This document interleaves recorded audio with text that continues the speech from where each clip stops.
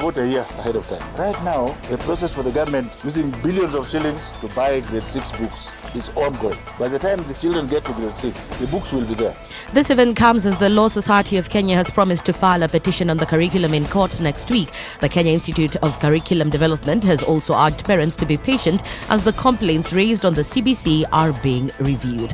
Interior CS Fred Matiang'i says there is a rise in illicit brews, especially with elections approaching. While holding a meeting with all regional and county commissioners on the launch of the Rapid Response Initiative on Substance and Illicit Alcohol Drinks, Matiang'i said some politicians are dishing out illicit brews to Kenyans to convince them to vote them in. We have a challenge in the country right now related to alcohol consumption and drug abuse. This is aggravated by the season we find ourselves in. We are moving towards elections, and all manner of unscrupulous people around us believe that this is the time to avail cheap liquor around so that it's easier to campaign, because there are people who are willing to spend their money to feed our population with alcohol and so on. In some cases, it's chronic. So let's go out of our way and ensure that we wage a very vicious war against illicit rules. Matiang'i also raised concern on how county governments were issuing illegal drinking outlets with licenses. He urged them to stop as it was against the law. Sometimes we are a hypocritical society. People pretend, especially our political class, they pretend that these things don't exist. For the first time, we are seeing now, and you guys know this more than I do, bars and drinking places being licensed in residential areas, behind houses and so on, by county government. And when we raise these issues, county governments say it is their responsibility to license some of these funny businesses, and they are chasing revenue. But you see, they are chasing revenue at the expense of the lives of our people. So some counties are doing despicable things in the name of looking for revenue. Employees of the energy sector firms are now the second highest paid in the country, overtaking their counterparts in finance, official data shows. The Economic Survey 2021, released by KNBS, shows the average monthly payment for those employed in firms dealing in electricity, gas, steam and air conditioning supply stood at 171,041 last year. This was up 8% compared to 158,318 Kenya shillings in 2019. Insurance and financial institutions such as banks paid their staff an average of 170,433 a month last year, marking a 5% increase from 2019.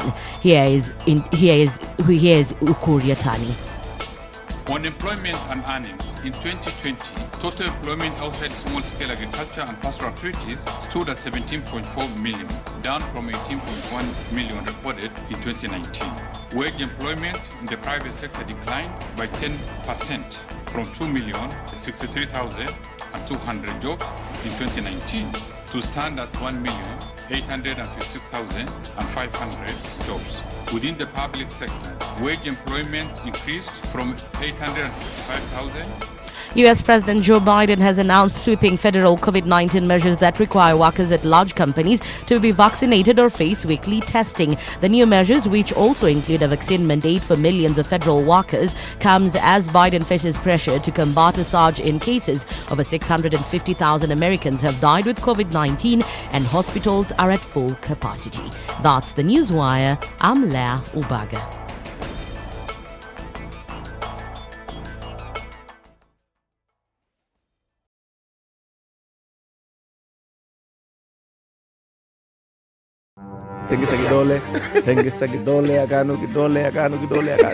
Thank you. The political class, the contestants, everybody is trying to outsteal the other. Remorse is not taught in any school. Manners is something you get from your mother. You don't get it from your political party. Why are we so unfocused as a country? Why are we spending money and resources, yet we have real challenges in this country? This coronavirus pandemic should teach us one thing, that universal healthcare is critical. Because at this point, whether you have a medical card that covers you, it doesn't matter. It doesn't matter. This is the Situation Room, the only way to start your day. SpiceFM, Nyeri. We already seeing it building up on Mombasa Road this morning, and quite heavily so. We're looking at traffic coming in from the Weybridge at Mlolongo and then moving out really slowly into the city. The middle of the city, not too much of an issue this morning, and hopefully it will remain just that, at least for a while, before everybody gets their wits about. We're looking at traffic also building on the Thika Superhighway this morning, but not too badly. As you get to the Pangani underpass, it's actually flowing very smoothly. As of a few minutes ago, hopefully we can keep things to a dull roar this Friday morning. Looking at other parts of the city, traffic is flowing very well today without too much of an issue. Let's see what it looks like in a short while, but it looks as though we've started Friday off right. SpiceFM KE on Twitter. That's how you can get in touch with us this morning, just in case things do go south. Text as well on 40127.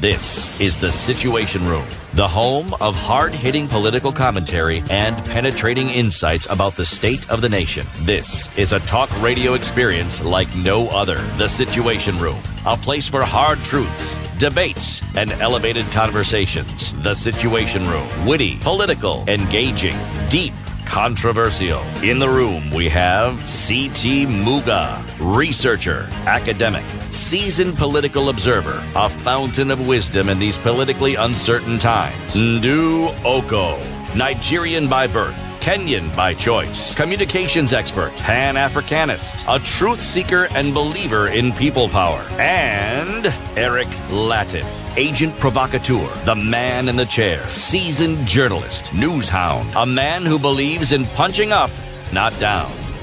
This is The Situation Room, the only way to start your day. 2021, Kenya's biggest conversation. A very good morning to you wherever you're tuned in. Welcome to Friday. Yes, leo ni ile siku. Leo ni ile siku. Okay? What? I'm waiting for you to continue with the leo ni ile siku as opposed to sio ile siku. Today is the day. Today is the day. Today is the day. It's Friday. It's the day. Yes. Yes.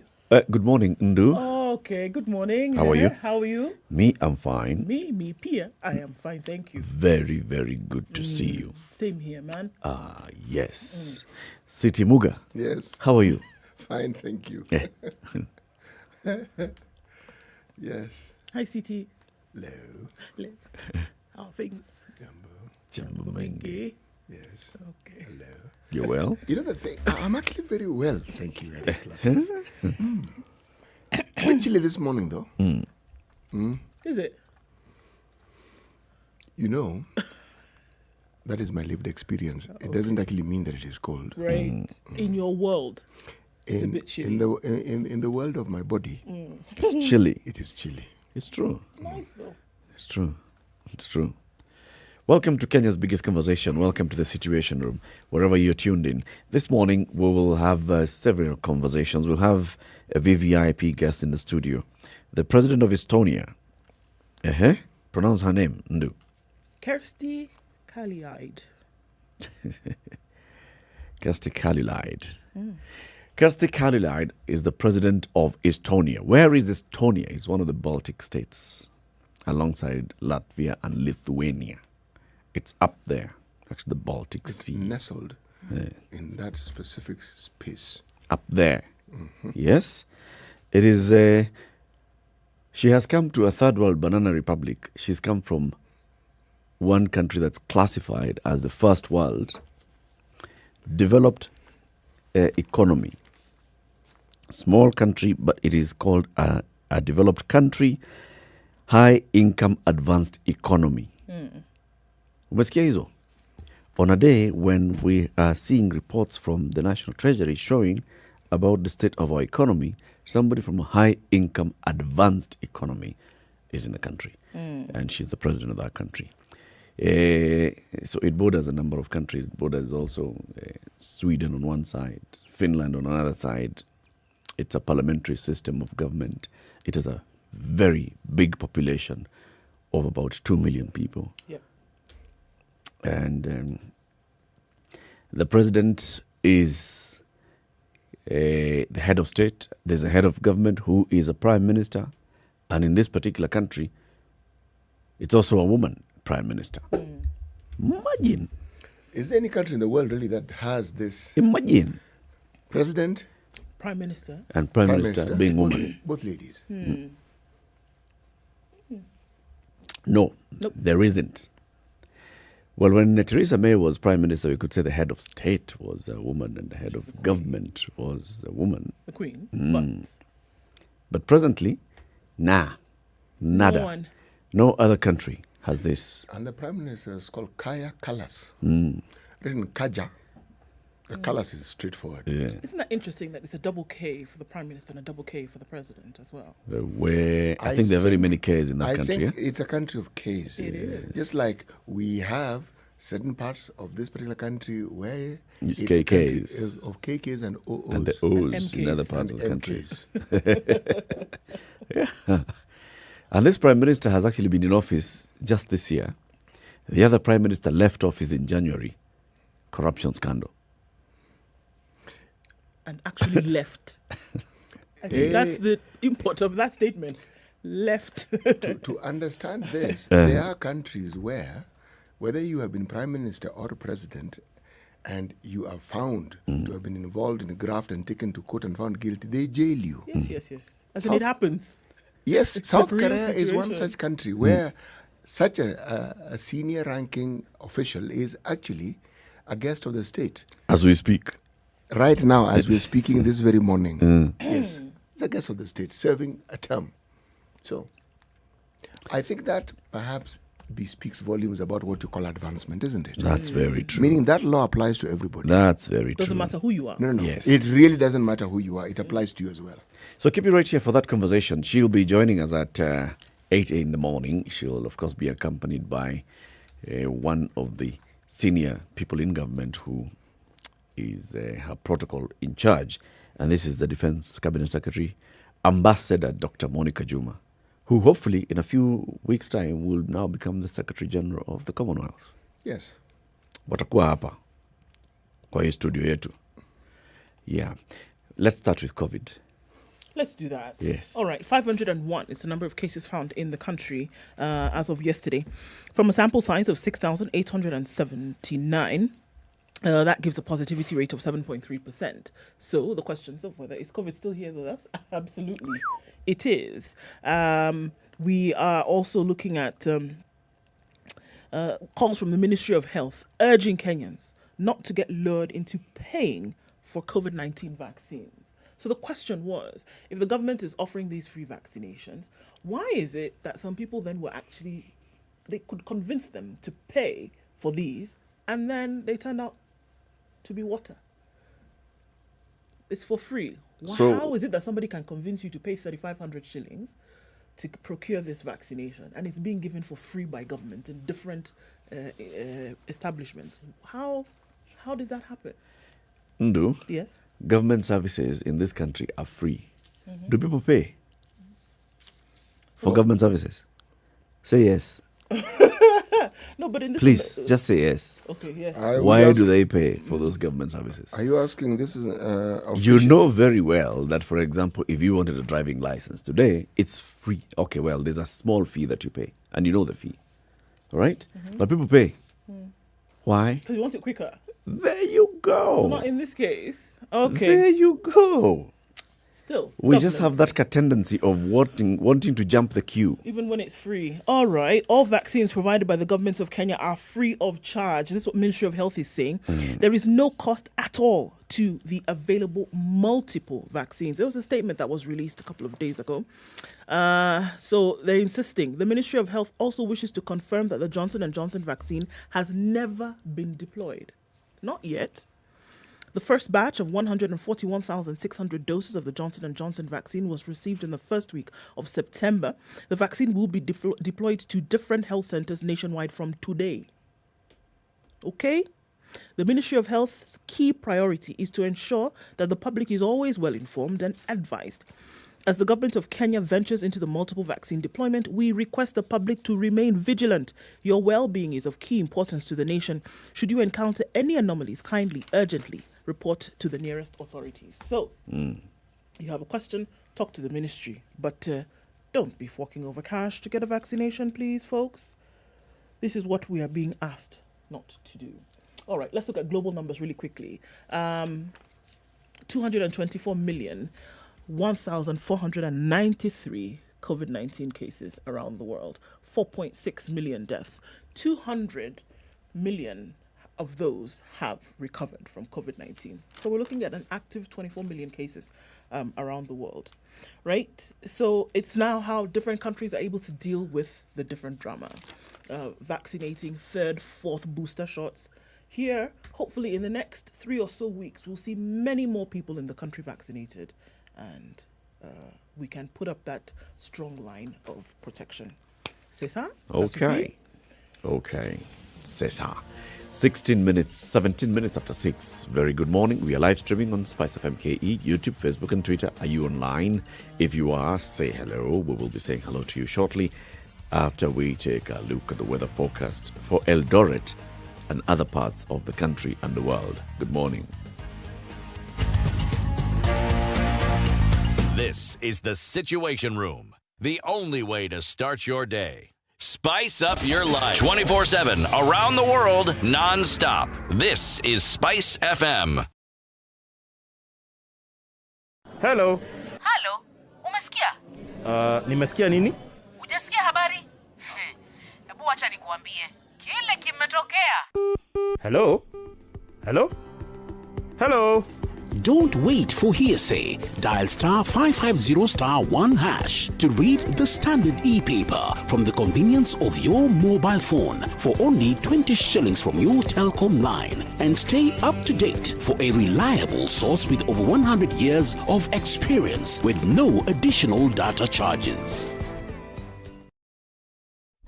Classic soul, R&B, smooth jazz, neo soul, and nostalgic ballads. Make some noise. Yeah. You're listening to Good morning in Nairobi at 13, going to highs of 20. Looks like it actually will be a chilly day today. Nakuru at 14 is partly cloudy, highs of 23 and lows of 13. Nyeri, rain showers this morning as well.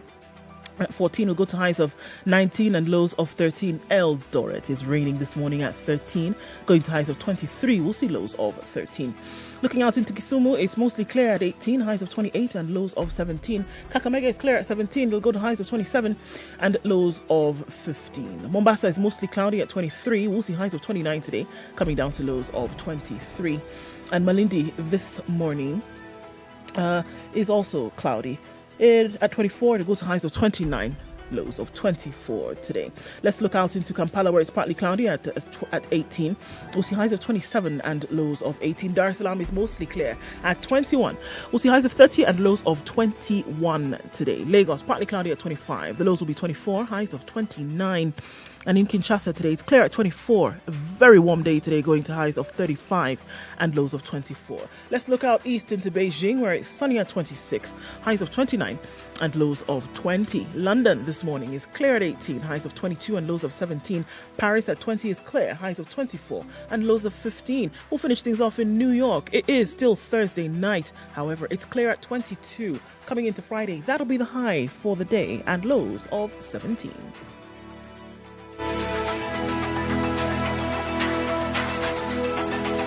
Spice FM. Spice up your life. Mature, intelligent talk every morning. Spice up yourself.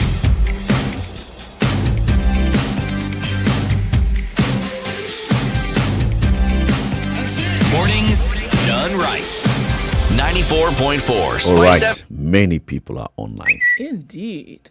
Okay, quite a number of people. Alicia this morning says, good morning, guys, tuned in from Mogadishu in Somalia. Please ask the Estonian president, how did they build trust to their citizens to elect women leadership on top? Good question. Nyangenya John says he's tuned in from Pipeline this morning, and Odero Jr. is tuned in as well. Kelebogile Modise is tuned in this morning from Gauteng. May the day be as fruitful as it was last night in Zurich. Indeed, Zurich, the Diamond League is lighting up the athletic stage. It was fantastic to watch. Did we beat Stefan Hassan? We did.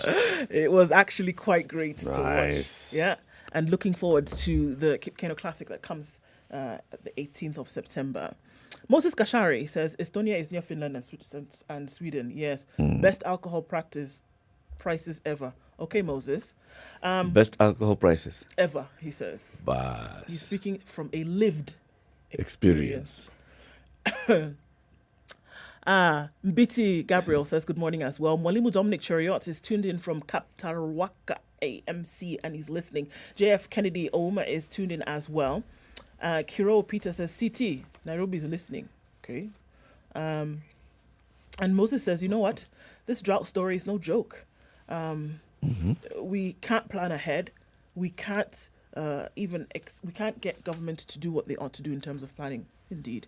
Vincent Ogutu says good morning. And Isaiah Ombura says good morning. Dan Messiah says good morning, guys. Thank you for great conversation. He's on his way to the CBD. Get there safe. And David is tuning in, just joining the conversation. Moses says good morning. Streaming live from Bungoma and loving it. Asante sana for joining us, everybody. Good morning. Karibu sana kila mtu. City. Yes. Today's proverb is yesterday's. Today's proverb actually comes from the lovely and wonderful county of Marsabit. Very good. Okay? From the people, the Borana people. I am actually going to attempt to actually, first of all, speak the proverb in Boranese, and then I will give the English translation. Okay. It's actually Kiborana, not Boranese. I was going to say. Okay? This is how it goes. Those who speak this language, please forgive me for assassinating it thus, but really, I must be brave enough to try, okay? Hukon darba alati, muyondu dirsa alati. Wow. Sounds very much like Aramaic. I agree. Even Simba Arati approves this message. It is alati. I do understand. For some people, it can be alati, you know. No, it's a red lorry, yellow lorry phenomenon. Eric, I get you, Arati, for you. We're with you. What is it? Alati. Okay. And what did you say? Simba Arati. Is there someone called Simba Arati? He approves the message. Okay, say again. Hurko, herke, alati. Hukon. Darba. Alati. Muyon du dirsa alati. Hukot daban alati. Yes. Muyon du dirsa alati. You have a gift for languages, my brother. Tell her what it means in English. The weak cow will blame whoever for pushing its fall. The weak cow will blame whoever for pushing its fall. Yes. Okay. The cow is weak. The cow falls. Blame somebody. Blame somebody else. Instead of your weakness. So let's look at the headlines. It's a witch hunt, says Waiguru. Of course it is. It's always a witch hunt. Huko Hilka Alati. Dudo Dede Alati. Muyon du dirsa. This is on page 20 of the Standard this morning and on the back page of the Nation this morning. So the governor of Kirinyaga County had received summonses from the Ethics and Anti-Corruption Commission. Right. She honored them yesterday. She was being grilled about a piece of land that is in South Ngariama in her county. This piece of land is several hundreds of acres. Now, it's 17,000 acres. A number of years ago, before the new constitution, the government had decided, okay, what we're going to do is we're going to subdivide this land, allow people to own a piece of this land, and then allow some public amenities to be placed on this piece of land. So what happened? The then municipal council and the county council of Kirinyaga started the conversation. They brought in a consultant to do the mapping and the subdivision. That consultant was to be paid some money. The consultant was given a down payment, and then there was a balance of 52 million shillings that was to be paid. That was before the new constitution. Are we together? We are definitely together. Now, in this second term of devolution, this county government of Kirinyaga, under the leadership of Governor Anne Waiguru, looks and says, the people are still asking, so this piece of land, when are we going to get it? And at the same time, they're seeing the land is being grabbed people with political influence and other influence are occupying this land and starting to live there. So the county government of Kirinyaga is set then to have had this conversation, said, let's conclude this matter. Let us pay the contractor who had been given the job so that then we can start processing the title deeds and giving out to the people. The county executive of Kirinyaga is said to have met and discussed this matter and approved it. The county assembly of Kirinyaga is said to have approved a budget that had been set aside in this financial year of 52 million shillings. That is the story, the top level story. However, the EACC saw some red flags here and there, and they summoned the governor of Kirinyaga to come and answer some of these questions. She was there yesterday. She spent some time in the EACC. She came out. She said, this is a witch hunt. This is because of my political moves recently. I have been saying that I am considering and I'm listening to the people, and the people will show me where the direction that we need to take. And because of that, so that I can be placed in my position, I am now being taken through all this witch hunt. Yeah. Did you expect that there would be a different response? From her? Well, yeah. Just go and answer questions and come out and say, well, they were asking about this, and I've given them the answer. But she kind of alluded, even before, Yep. that even before being asked these questions, and when she came out of Integrity Center yesterday, before that, the statement that she had put about a week ago was more or less the same. That I'm being witch hunted. It's just persecution. Yes. I didn't expect her to say something different after these summonses. I didn't.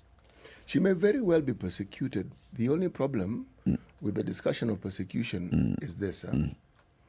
Every time a politician utters those words, it is political. And when it's political, the believability factor tends to be a bit low. Because with politicians, it seems to be the carpet under which they hide. Yep. When something doesn't seem to be going the way they thought it ought to go. It's always a witch hunt. It's always somebody else doing something else and looking at something else and wanting your downfall. And it has really nothing to do with you. None whatsoever. No. Nothing whatsoever. She's not the originator of this script. She's not the only one to have ever practiced. We hear it all the time. It's not the first time that she's doing this. No. In this particular case, she's saying, look, there's an issue here affecting the people. I'm the savior. A couple of years ago, we heard Anne Waiguru saying, look, there's an issue that was happening. I'm the whistleblower. And then you people are arresting me. How?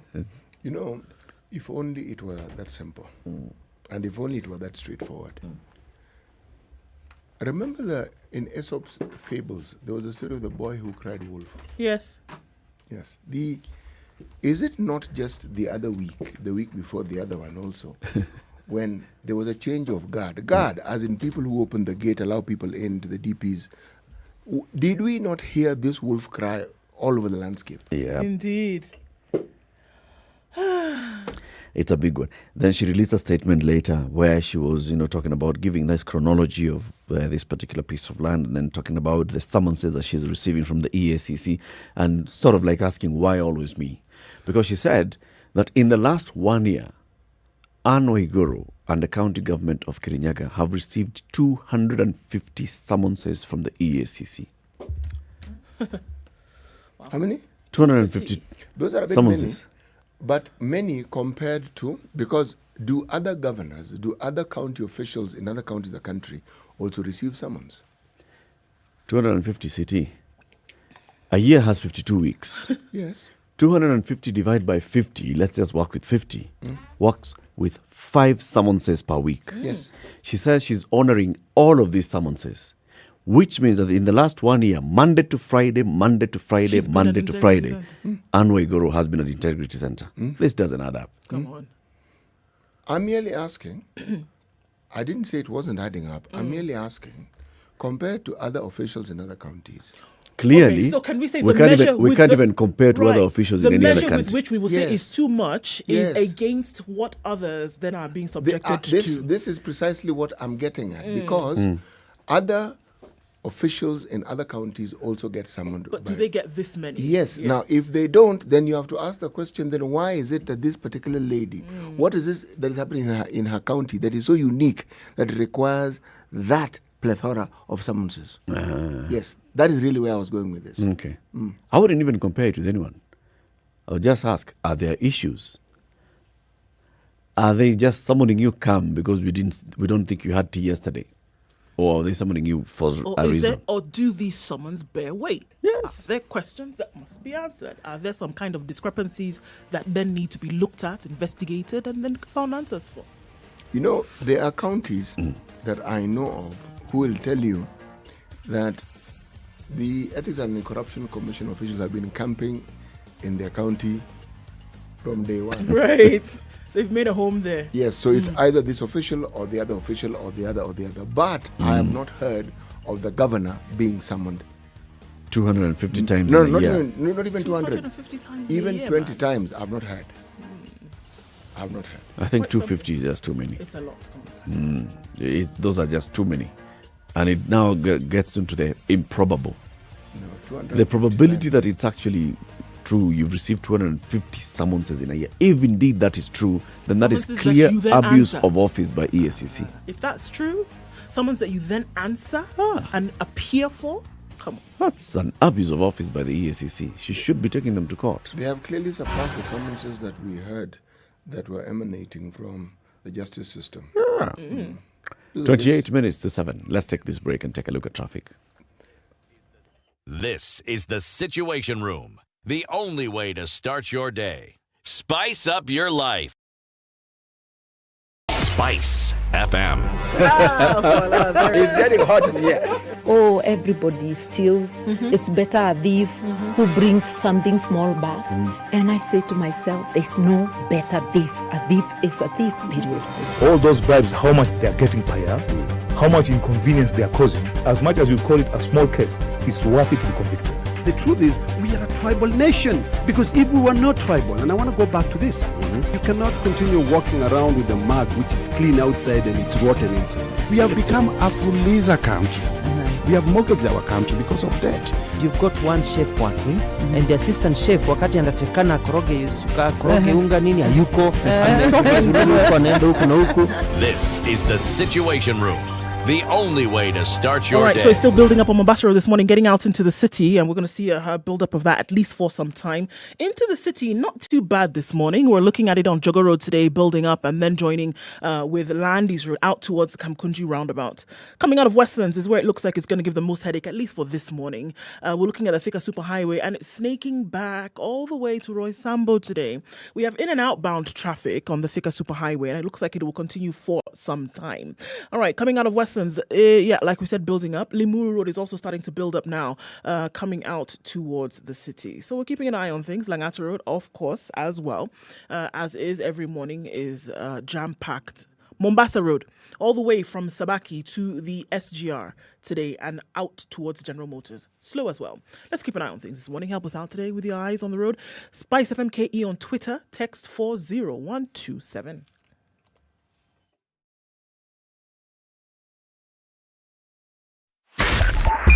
102.5 Spice FM, Kisumu. Mature, intelligent talk every morning. Spice up yourself.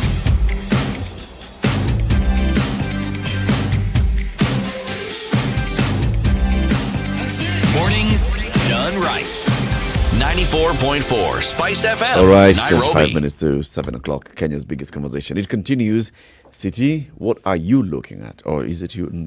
I can be looking at something if you want. Look. Okay, so there's the good, the bad, and the ugly. Sounds like an Eldorado movie, but it's the good, bad, and ugly of a pandemic year.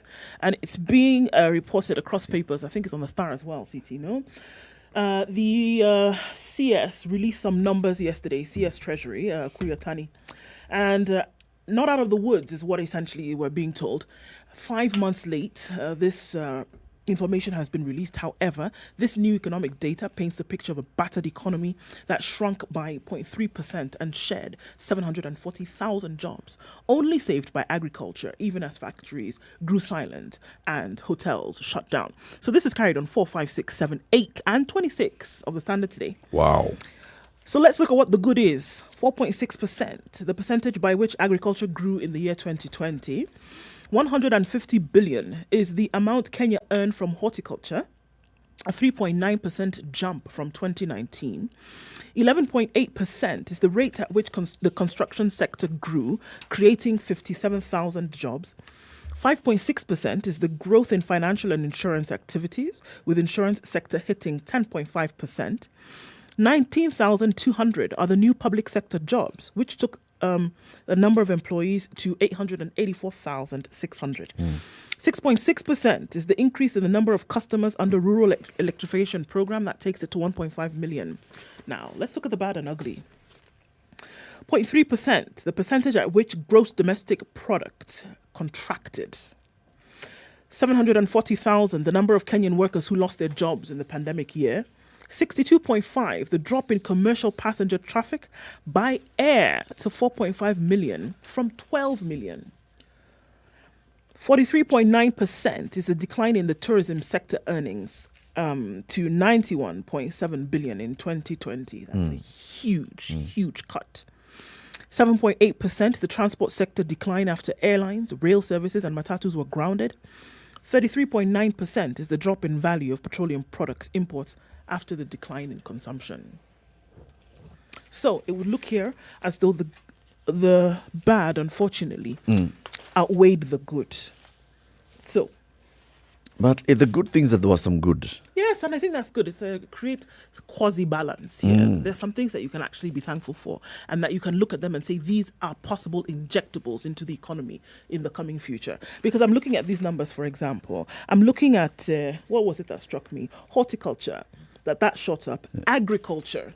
So now when we look at agriculture contributing, then you know that there is so much more this sector can contribute to the economy if some more attention was paid.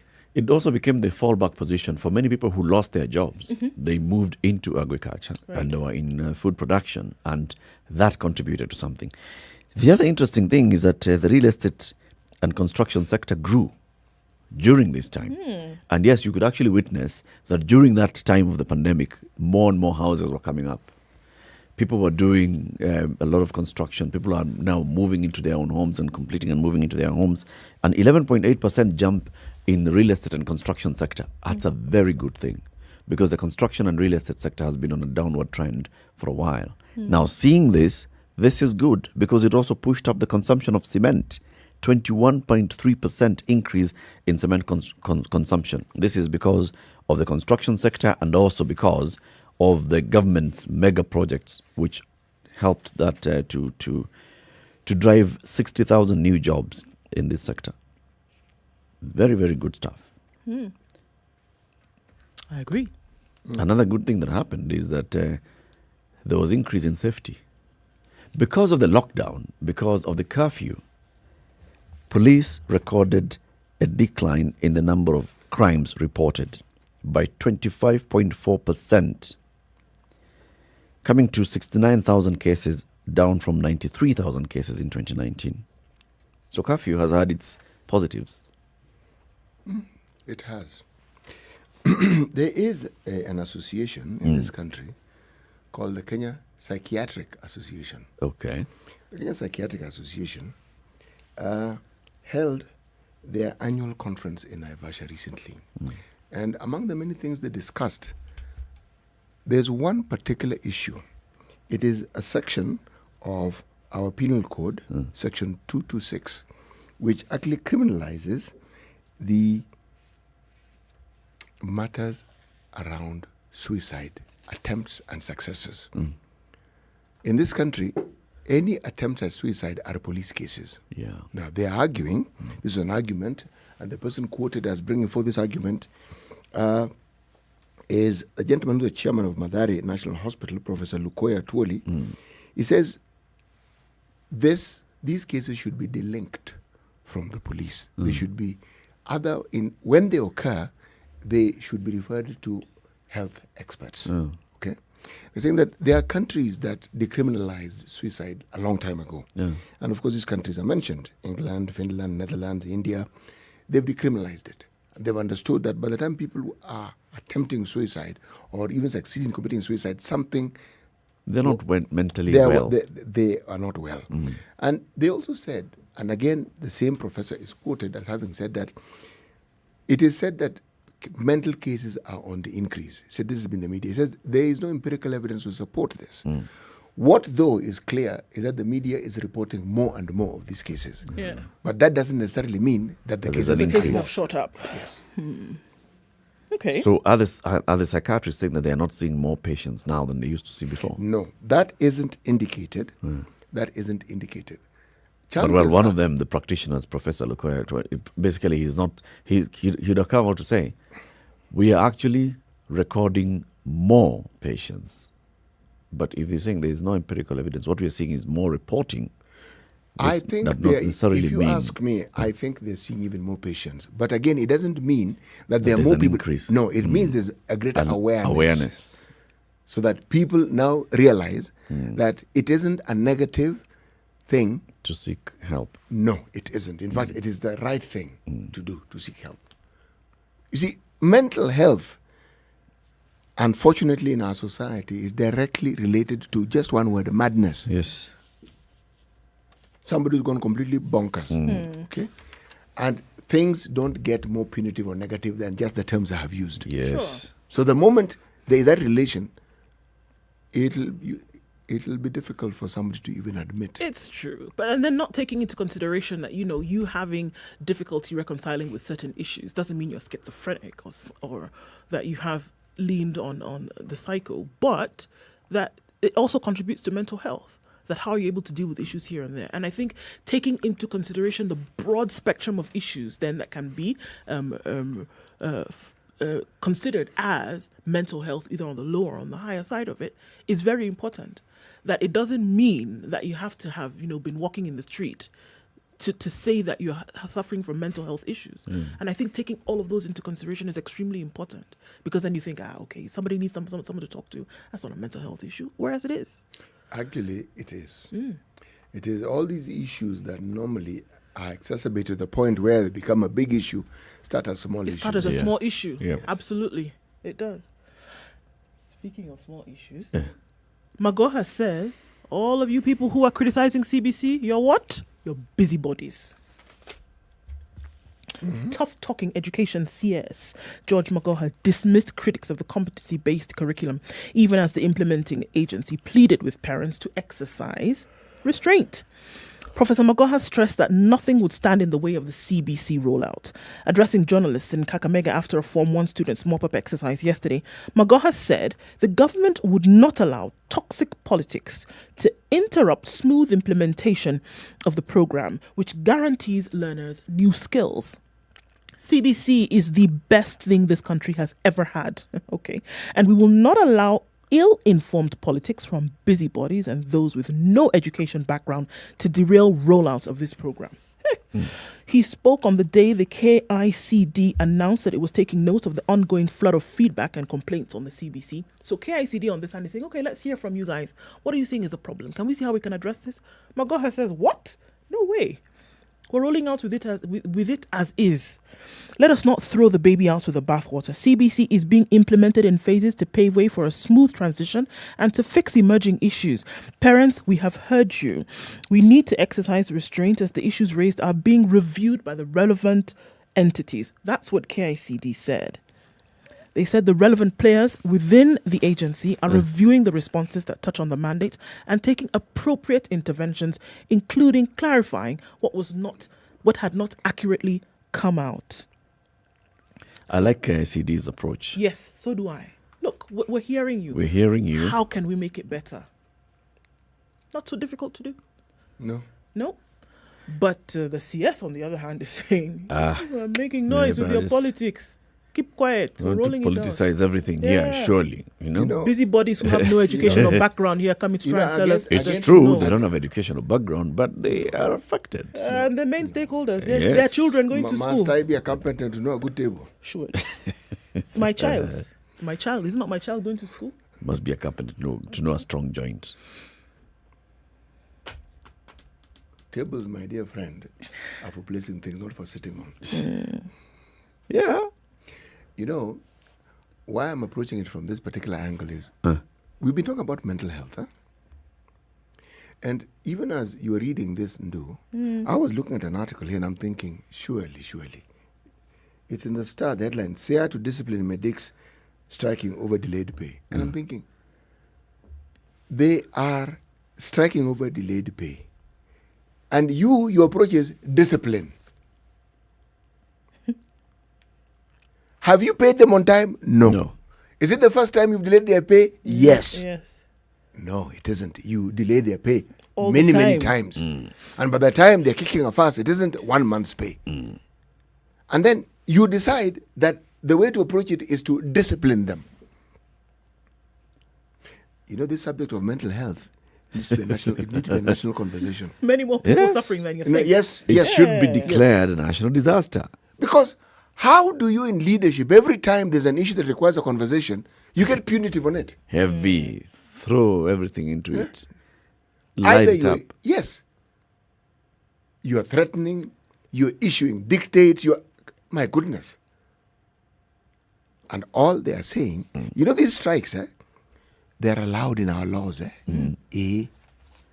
There's a procedure to be followed, but they're allowed. Yes. Yeah.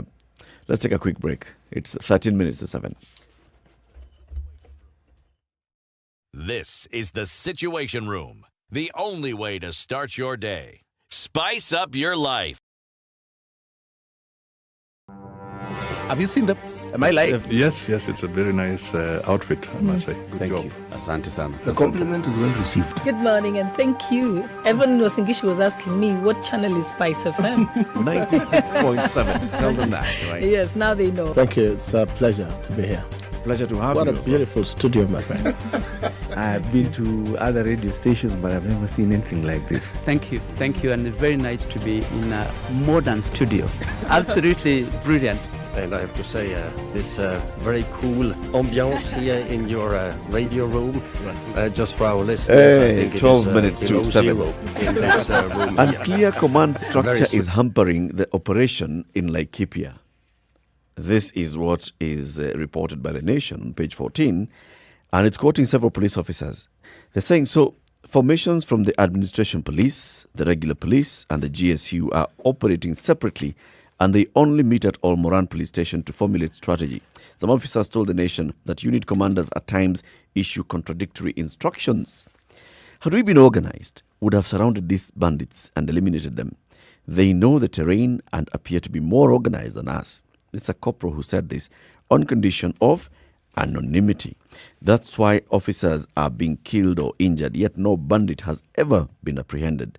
The officer added that most of the AP and GSU personnel deployed to the volatile region are novices, exposing the units to the risk of being attacked and killed. Why would the government bring a police officer who has handled a gun for less than a year to battle people who have had firearms since childhood? It doesn't make sense. That's another officer who said, adding that most of these deployed are not familiar with this terrain. The officer said despite their units having enough rifles, ammunition, armored personnel carriers, all in good condition, operating without a centralized command has let them down.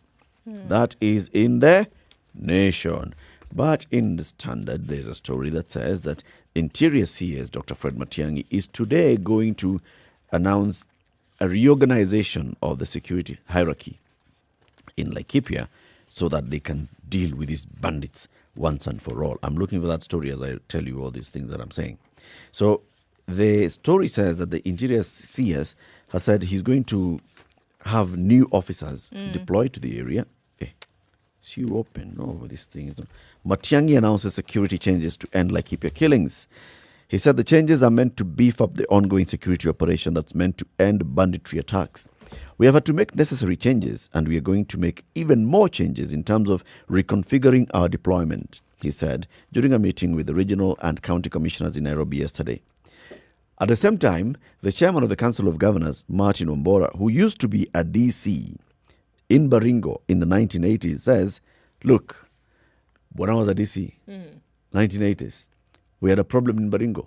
Military came. Raise Snuffed it everything to out. the ground. Bring the military. This issue Clear will this be thing out. sorted once and for all. Now,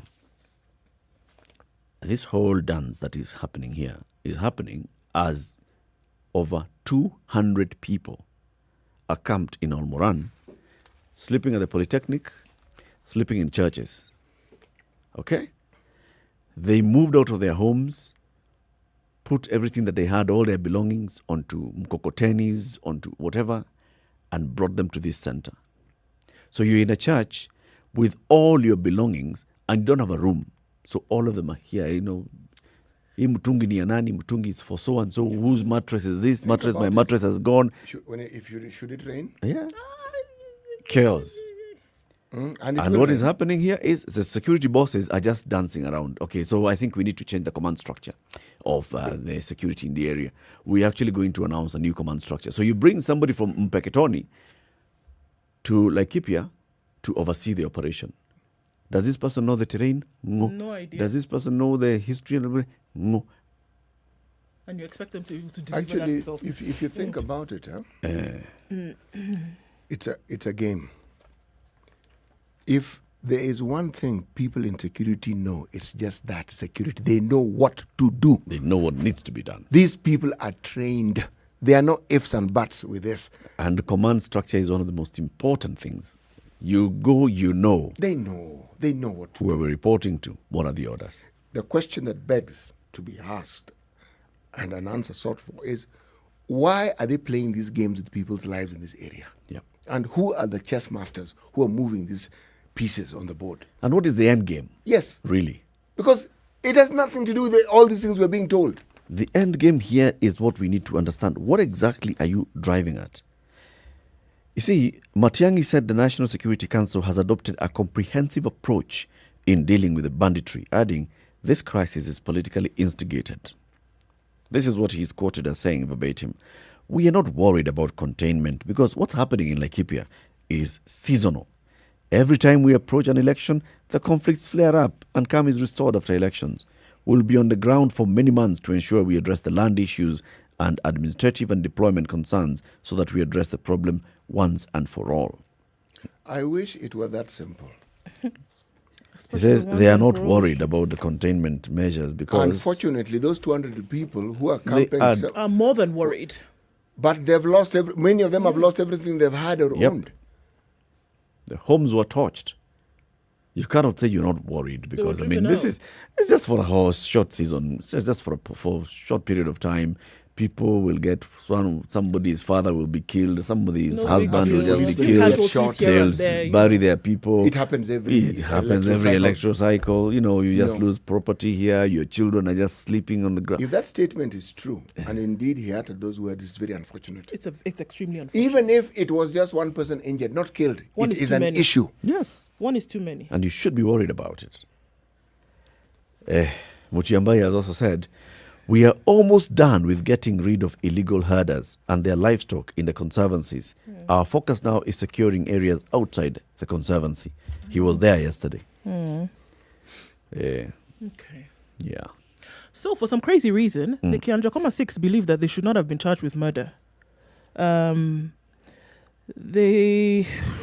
should they have been charged with instead? Maybe a slap on the wrist would have been better for them.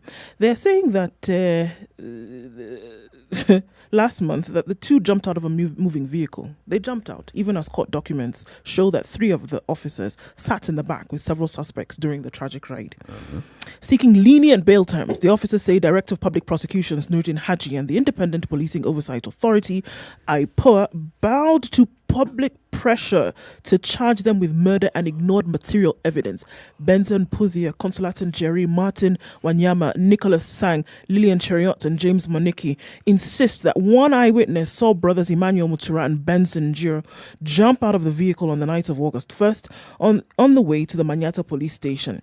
So part of the evidence includes a sketch of the sitting arrangement in the vehicle carrying Mr. Mutura and Mr. Njiro alongside 8 other detainees. The sketch that the nation saw indicates that Ms. Chirono and Mr.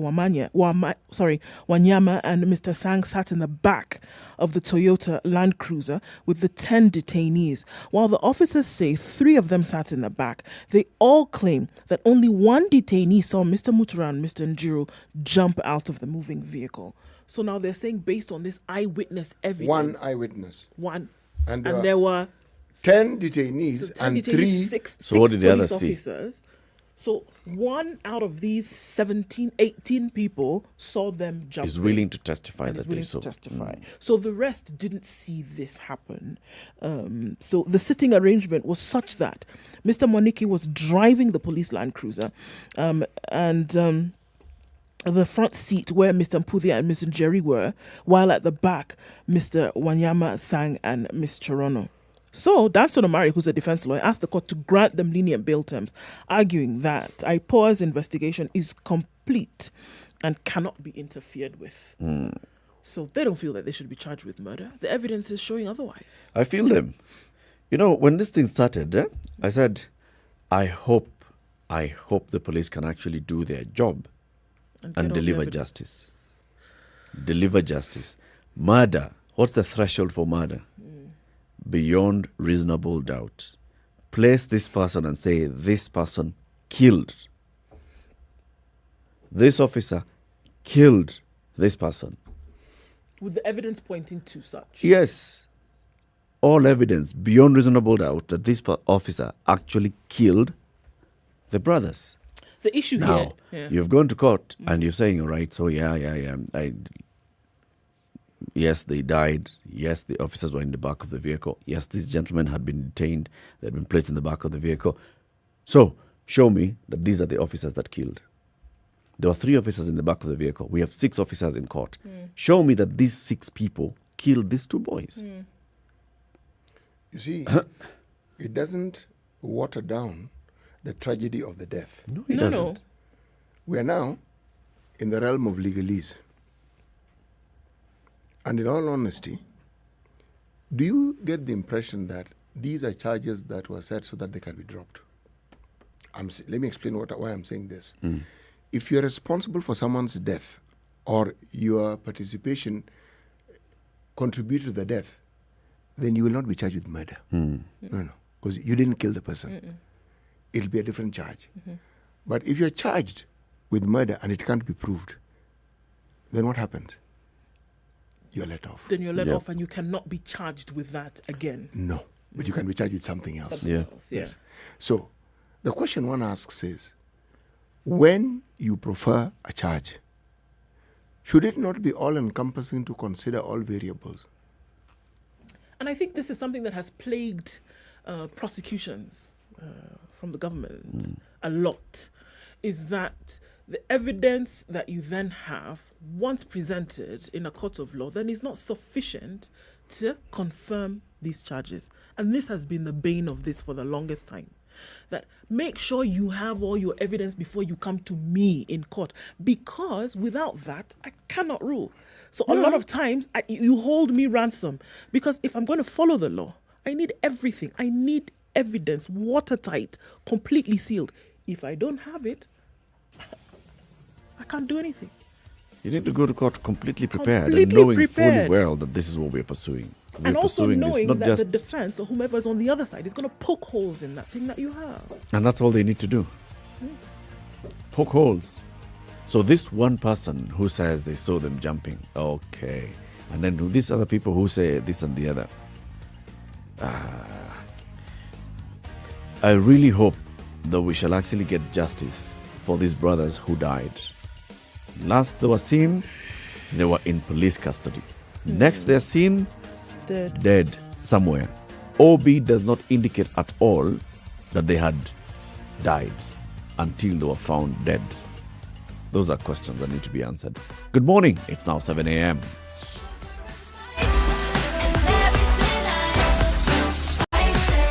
Spice up your life. The latest news from around the world. 94.4 Spice FM.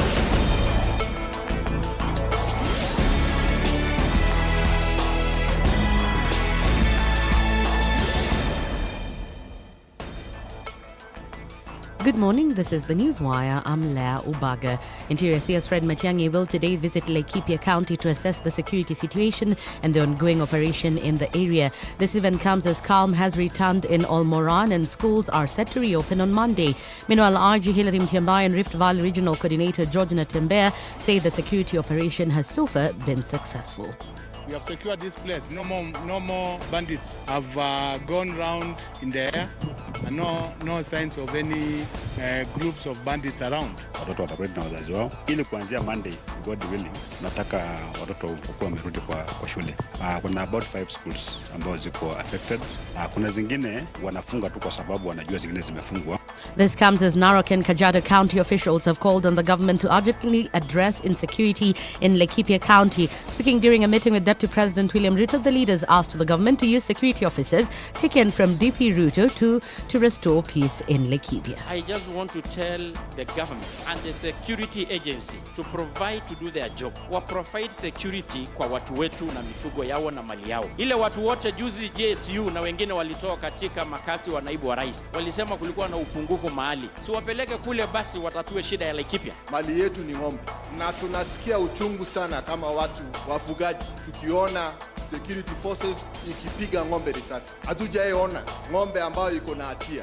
Kenya Red Cross Secretary General Asha Mohammed says food, water and pasture for livestock are the main needs of Kenyans who are facing drought and starvation in the 12 worst hit counties. Mohammed further says the need for water that's available in small quantities may soon result in conflict if the government fails to assist the 2.1 million who have been hit by the disaster. These communities, as you know, of course, are pastoralists, so which means that their mainstay, of course, is the livestock. And unfortunately, the livestock is affected. Quite a lot of deaths of livestock, but also water. And water, I would say, is going to be a big challenge in terms of for human consumption, but also for the animals. And the situation is quite bad. It's also causing sort of a congregation of people as well at some of these few water sources that are available. So the issue of conflict as well is something we need to watch that could rise because people are fighting for little resources that are available.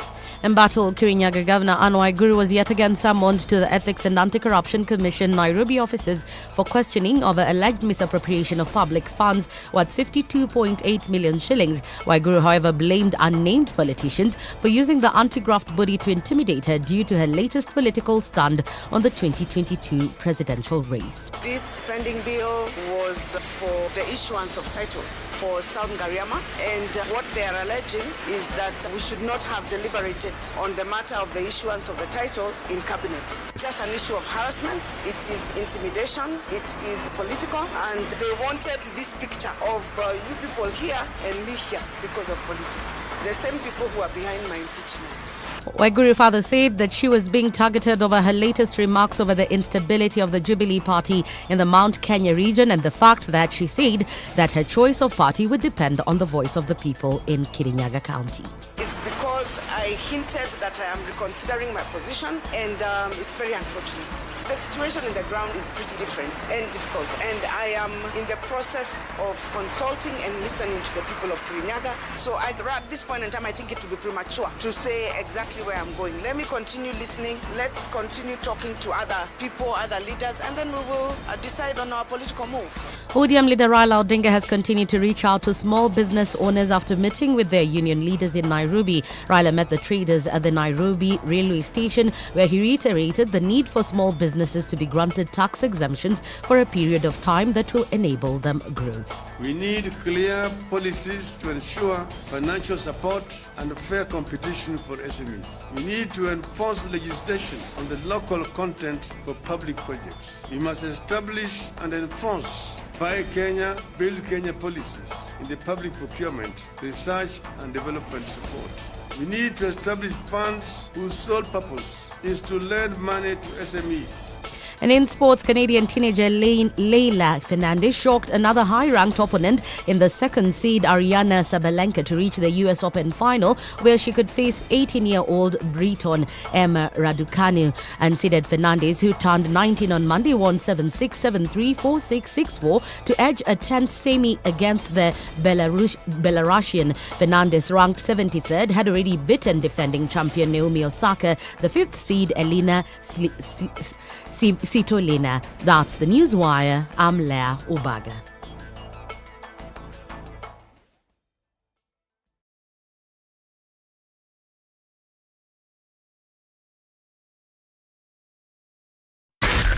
SpiceFM, Nakuru.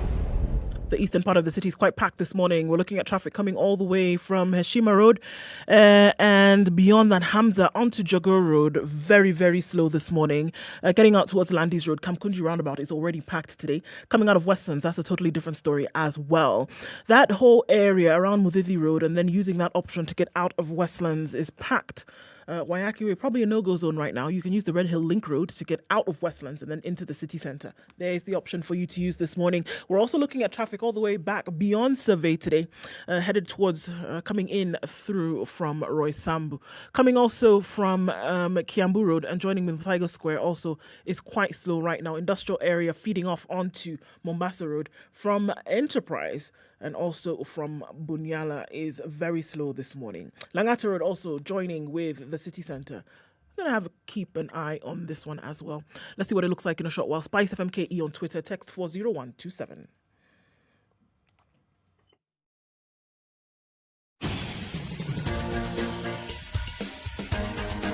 This is The Situation Room, the home of hard-hitting political commentary and penetrating insights about the state of the nation. This is a talk radio experience like no other. The Situation Room, a place for hard truths, debates, and elevated conversations. The Situation Room, witty, political, engaging, deep, controversial. In the room, we have C.T. Muga, researcher, academic, seasoned political observer, a fountain of wisdom in these politically uncertain times. Ndu Oko, Nigerian by birth, Kenyan by choice, communications expert, Pan-Africanist, a truth seeker and believer in people power, and Eric Latif, agent provocateur, the man in the chair, seasoned journalist, news hound, a man who believes in punching up, not down. This is The Situation Room. 7 minutes The after 7. only A way- very good morning to you on this 10th day of September 2021. Welcome to the second hour of Kenya's biggest conversation, The Situation Room. City, you have a Boranian no. Yes, it's from the Borana people. Say it again in Kiborana. I'm going to write it down. All right. Are you ready? I am. Hukon Darba. Hukon Darba. It's a H-U-Q-O-N. Okay. Darba. Mm-hmm. Alati. Alati. Muyondu Dirsa. Alati. Muyondu Dirsa. Muyon, one word. Du, one word. Dirsa, one word. Alati. Language is so similar to Aramaic. But Alati. Alati. Remember the Borana and the Oromo are the same people. Yeah, same people. Okay. The weak cow will blame whoever. Okay. Whatever. Sawa basi. The weak cow will blame Whoever. whoever For pushing its fall. Okay. Yes. For pushing its fall. I thought I would give it that dramatic pause. That's a very Kenyan translation. Yes. The weak cow will blame Whoever. anybody Yes. for pushing its fall. Yes. But now, of course, in Kenyanese, you say, it'll blame whoever. Yes. And it'll blame them anyhowly. Anyhowly. Okay. Hukon Darba Alati. Yes. Muyon Ndu Dirsa Alati. Yes. Very good one. It's a very good one. Let's hear if we actually have gotten it right. Anybody who speaks this language, please tell us. Alati. Are we right? Yes? Are we alert? We are alert. Okay. Now, there's something that's been happening around the country in various counties. Yes? And this is a shortage of medicine in public hospitals. People will tell you of their experiences with getting calls from their loved ones. And then people will also tell you of what they have been going through and what they've been seeing. Now, apparently, several counties, among them Kisumu, which has been covered in today's paper, and others, are experiencing some acute shortage of some essential drugs in health facilities. There's a time when we heard the Cabinet Secretary for Health speak to KEMSA and tell KEMSA, we understand that KEMSA, you have not released the medical supplies to various counties because they owe you. They haven't paid you so far for what they owe you. Please, just release, and then we will deal with that issue as we go. Clearly, it shows that that is still biting. I'm looking for that story. Where was it? I showed you that story, Ndo. You showed me that story? Yes. Was it in the Standard? I don't even remember. But you'll find it as we continue talking. Yes. I've heard of the same happening in other hospitals. In Kajiado County, I heard of the same complaint sometimes. People saying, you've taken somebody to hospital, they're admitted, and then the doctor has to give you a prescription and tell you, we don't have this medication here, we need you to go and look for it. In the story that's in the papers today is mentioning, firstly, it's mentioning Kisumu County, and it's saying it's the same thing that's happening there in terms of getting access to medicine. In other counties, this has still also happened. Now, you can imagine when you've taken your loved one to hospital, and then at that point is when you're told, we need this kind of medicine. Page 16 of The Nation. See, I knew you'd find it. So read it. Public hospitals in Kisumu are grappling with an acute drug shortage. For the past 5 months, sub-county hospitals, dispensaries and health centres have not received essential medication, forcing patients to pay more to access medicine from private chemists. 5 months. Kenya Union of Clinical Officers Secretary Kraus Okumu said hospitals have not received drugs since April. Almost all essential medication are not available, including paracetamol and amoxicillin. Our patients are hurting and we're also hurting. We prescribe the medication, yet the client is mandated to buy because there are no drugs. In a letter addressed to the County Secretary and the Chief Officer of Health on August 6, the Health Workers Union officials lamented the lack of drugs and non-pharmaceuticals. But County Pharmacist Emma Obegi said the shortage was due to a technical challenge brought about by transition from one financial year to another. That is not true. I gather. So, she goes on to say, once the procurement of drugs is approved by the Control of Budget, the funds have to be released from the National Treasury. Then we can place an order for drugs from KEMSA. Going forward, we'll make sure hospitals get medical supplies quarterly. Look, it's being reported and we're reading it now. This isn't a single occurrence. It's a perennial problem. Did we not just the other day have callers calling in telling us how it is they keep being told to buy medicines? Yep. Yes. Did we not hear a horror story of someone telling you, I went to see this doctor and lo and behold, they told me that you won't get treatment, come to this particular facility, and lo and behold, would I find that same doctor in that facility? Yep. Were sent to this pharmacy. Turns out to be that the doctor owns the pharmacy kind of thing. It isn't a story that we're being told by an individual from one part of the country. We heard this story from very many parts of the country. And before we asked them to chime in, it isn't as though we are told them, tomorrow we are going to be discussing this, so prepare. No. People called in to tell us. Yes. It was COVID related, yes. COVID simply brought this matter to the fore. Yep. And it laid bare the very dire circumstances that people are grappling with and are being forced to. Remember, alongside this discussion was the matter of people who are not in hospitals, so they are not recorded, they are not tallied. People who are at home and unwell, and people who die when they're at home. Somebody cannot talk about a technicality. This is not a technical issue. No, it's not. There's an issue about the supply of medicine. I can see Yegon is online and he's in Wajir South this morning. When Yegon was in the studio here, he told us he works in the healthcare sector. What happens with procurement. So a requisition is made by the clinical officer or the person at the health facility. It has to go up the ranks at the county level, and then that is all consolidated. It's sent to KEMSA. KEMSA receives, this is the requisition from this particular county. They want this, this, and the other. This is the invoice. We have agreed they're going to pay. KEMSA releases the medical supplies. Medical supplies get to the county and they need to go all the way down to each health facility. You had requisition for this, this, and the other. Here are your supplies. We have heard that even those that requisition for this, this, this, and the other in some health facilities, they don't receive this, this, this, and the other. They only receive the other. This, they don't receive. It is floating somewhere.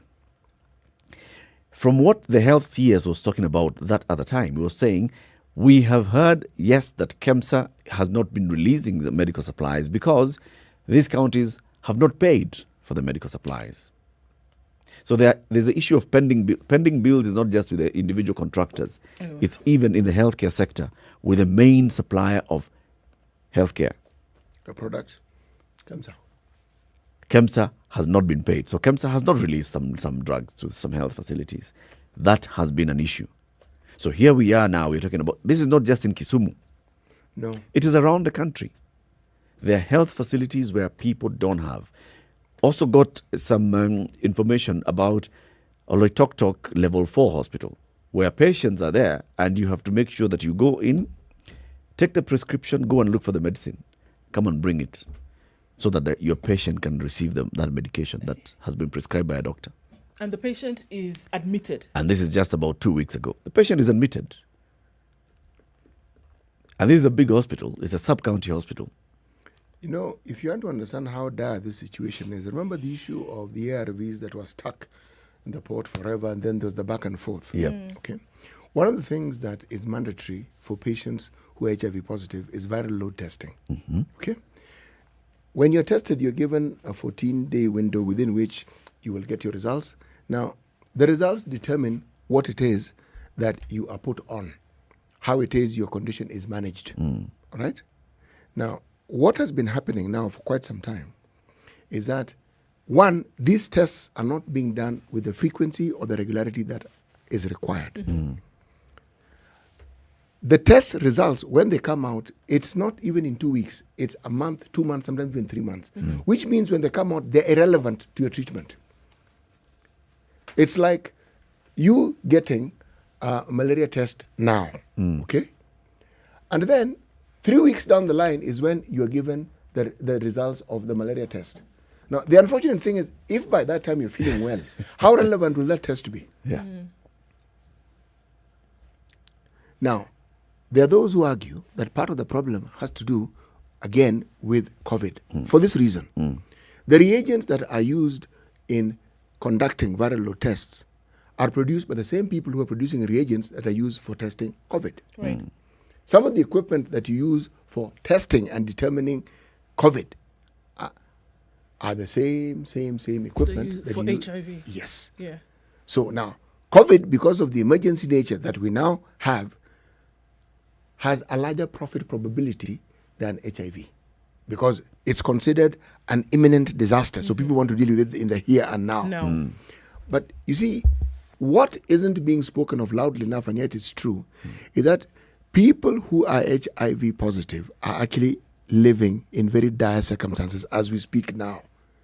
So when people are talking about a situation where there are no drugs, a situation where you may have ARVs, but your viral load isn't being tested, it is not very useful. Because your condition has to be monitored regularly for people to know exactly what needs to be done. If this isn't being done, then you are actually not getting the care and treatment that you should get.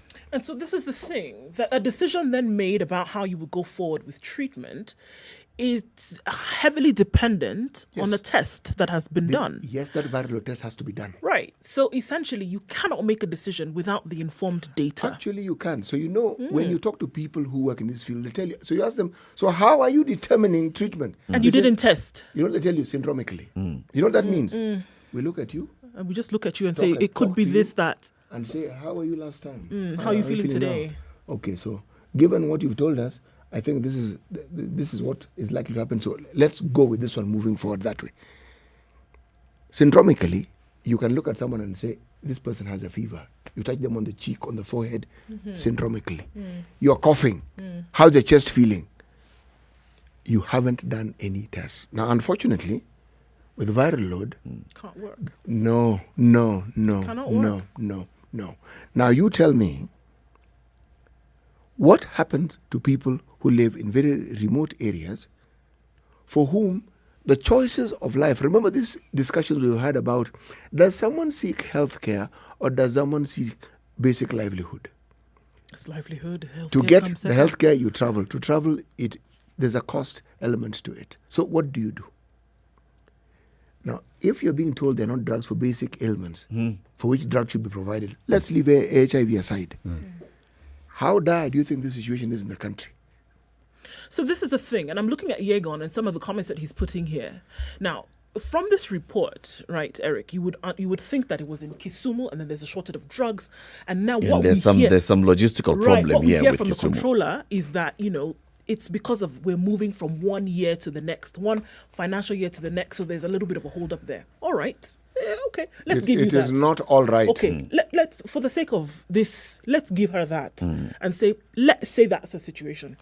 Now, let's go to other parts of the country where it's clearly not a financial year issue. And the same problem is occurring, not just in Kisumu, whereby in other parts like Wajir, other parts of the country whereby the test kits that you're talking about, supplied by the same agency, comes half. And we know very well that the starter pack for tests must be complete in order for you to carry out a test. You can't have the test kit without a reagent, for example. So now you're supplied with just the pack, no reagents. What are you supposed to do? How do you conduct the test? How do you conduct the test? But as far as they're concerned, they've done what? They've supplied you. Do you see what I'm saying? Yeah. So even if in one part, let's just say, okay, fine, it's a technical issue that's not been applied. It is not a technical country, issue in that one part, by the way. That across issue the country. of closing the year, that makes a lot of sense to me. Because remember, by the time we were closing the financial year, the counties had not received money for 3 months. Okay? So they are receiving money to cover for 3 months closing the financial year. Then you need to start receiving money for the next financial year, which you haven't started receiving. And for you to place that order with the controller of budget, it's a whole process. It is a mismanagement from the top. The fact that the counties don't have the cash to pay, you've placed the order, KEMSA has given you medicine and said, all right, so you're going to pay in 90 days. In those 90 days, you have not received the money that you needed to receive so that you can pay KEMSA. Money comes after 120 days. So KEMSA already is looking at and saying, from our books, you haven't paid us. So we can't supply. As the procurement manager at KEMSA, I would not release. Because the next thing I'm going to be held by Abdul Samad and being asked, so why were you giving out medicine? And you had not been paid. Eric, the point you make is an extremely valid one. But unfortunately, the complaint about lack of drugs have persisted even when the issue of disbursements to counties were not a problem. Were not an issue. Yes. Because even when they weren't an issue, we had threats of strikes by health workers. I mean, we are talking about something that has been ongoing for the longest time possible. Yes. What you say is true. That changeover can be a problem. But then, why do people plan? You know the changeover is going to take place, don't you? That's what I'm saying. The problem is not even in the planning and all. It's the planning from the ministry that is in charge of planning for the country. The parent The ministry. National Treasury and planning has not planned. With the knowledge that you require drugs, look, it doesn't matter whatever sector you're looking at. Because of that planning aspect being put into all of this, you know that you're going to require. You know that this cycle of drugs as a necessity continues. It doesn't stop. Hospitals around the country are going to continually need these things, right? Yes. So where does it where does it become an issue? Do you not realize the importance? Do you think that, okay, maybe some 3 months there we're not going to need it, so we can, have a windfall? What normally happens? Or is it just that same age-old attitude of, you know what, I will figure it all out along the way, and we'll just snowball into an answer or a remedy. That's it.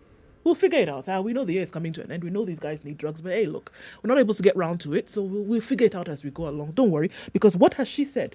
If we're looking at that, she said, you know what?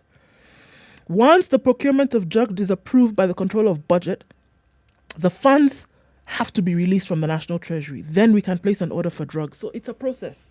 So why are you making noise? It's a process. It will be done. And when it's done, we'll release. Which brings the second part of the problem that we always say we have in government, the attitude. This is not a big issue. I mean, it happens every election year that people will be killed, people will be displaced from their homes. I mean, it's nothing new. Relax. We are not really worried about it. Listen, the government IFMIS portal was opened just last week. We have placed an order of drugs with KEMSA. We just have to wait. We'll just wait. What is it? Because she'll tell you, even if I go and sit at KEMSA's office, even if I go and sit outside CS Ukuri Atari's office, there's nothing they can do. Nothing is an emergency in this country. Nope. Nothing. If you like, be dying. If you like, be bleeding outside the gate of hospital. I can't do anything. Hospitals do not have medicine, and it's not an emergency for anybody. So the IFMIS was opened last week. Controller of budget will approve it. Money will come. We'll place an order. Then KEMSA will distribute. Then the medicine will arrive. By that time, if you're alive, you'll receive the medicine. If you're dead, we bury you when we say sorry. Do you know one of the reasons why this issue of the care and treatment program and the role it plays in the former Nyanza region? Care and treatment was not just about ARVs. No. It was for treatment for any opportunistic disease that may come about. So what it meant was that government hospitals where people went for their treatment were stocked to the gills. It wasn't just ARVs. No. Whether it is Aspro, whether it is aspirin, whether it is Panadol, whether it is cough syrup, they were available. Now, this gave the false impression that things were okay. Things were not okay. And so, it was known. You would go, the medicine would be there. But remember, it was for patients who are HIV positive. But in a hospital setting, if somebody is sick and the medicine is there, are you going to stop them from receiving the medicine? The answer is no, you won't.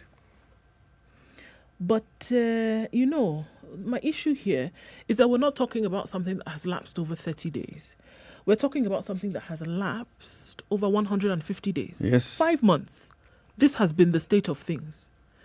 That whether it is that you're giving the reason that the financial year has come to an end. Maybe the year came to an end a while ago. What stops this from happening? This started happening before the year came to an end. Yeah. Before the year came to an end. It's an attitude issue. Sitting and saying, okay, the year came to an end, we'll figure it out. It's that attitude problem.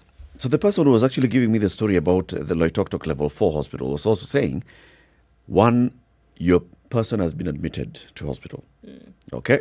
So you receive the prescription, you go and look for drugs. Wherever you find them, you go get the drugs you bring so that the healthcare workers can administer the medication to your patient.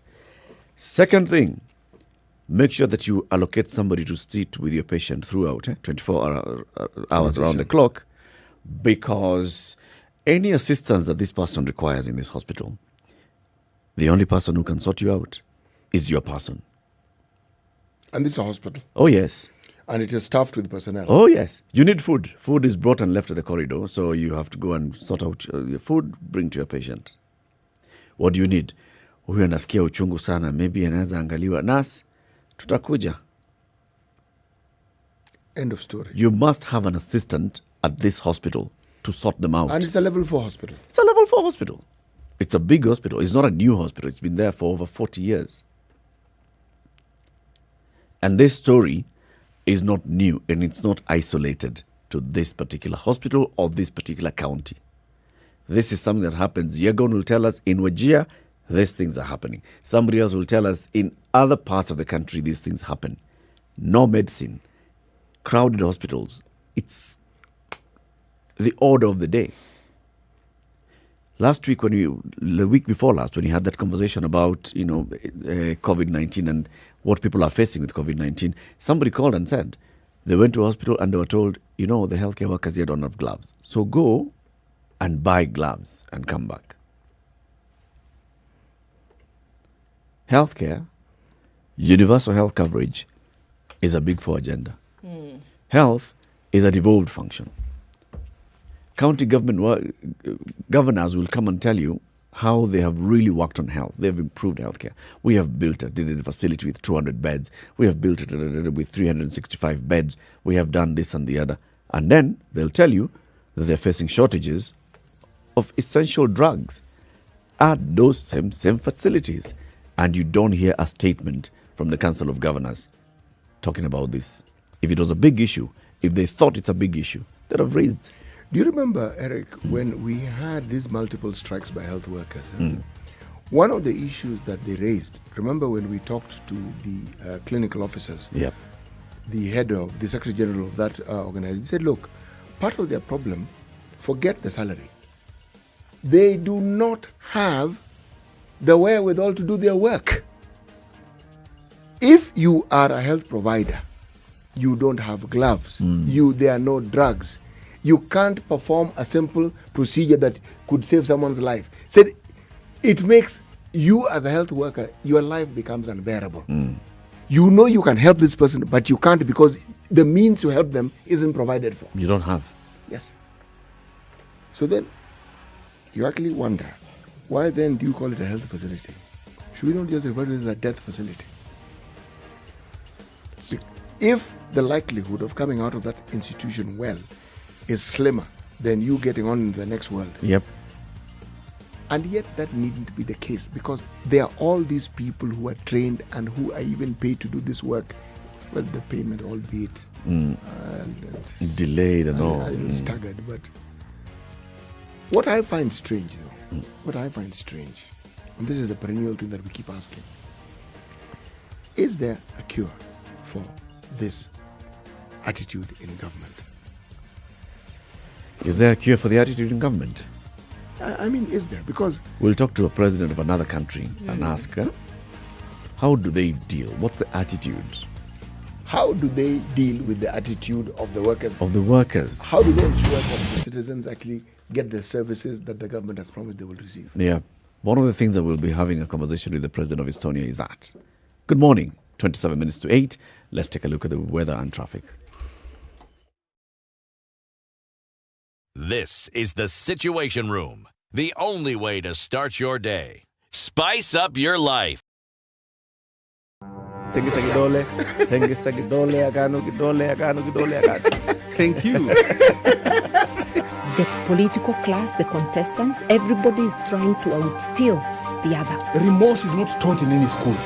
Manners is something you get from your mother. You don't get it from your political party. Why are we so unfocused as a country?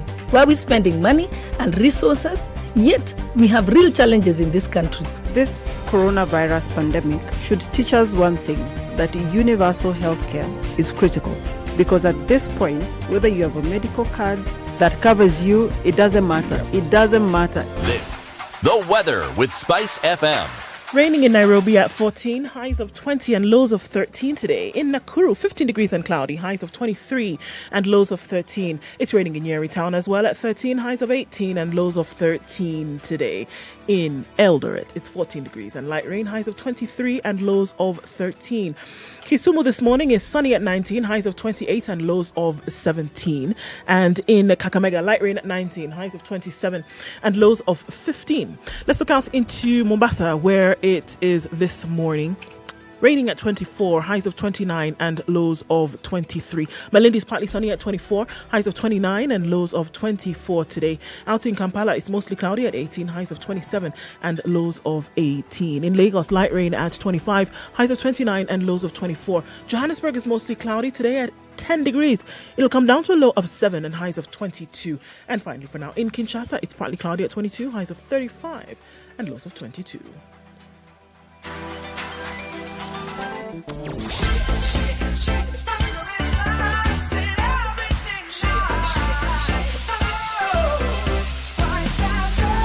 Spice up your life. All right, getting into the city centre this morning, quite the jam. Wow, that roundabout that you come in from Glocinema Overpass, very slow today. Traffic coming in from Gara. Everybody leading into the city today. Not much outbound traffic. Inbound traffic is the thing we have to contend with this morning. We're also looking at quite some of it on Mombasa Road today, inbound. Out towards Cabanas, out towards General Motors. Past General Motors doesn't look too bad though. Gong Road building up slowly towards the City Stadium, City Mortuary roundabout. Speaking of the City Stadium, quite some traffic then coming on Jogo Road. Out towards Landis and the Kamkunji roundabout. So it just looks a little bit messy there, but hopefully we can have things smoothed out before the morning comes to an end. About 7:30, let's see what it looks like in a short while. Are you stuck somewhere? I hope not. Doesn't look like that kind of morning, but just in case it does, talk to us on SpiceFM KE on Twitter. Text on 40127.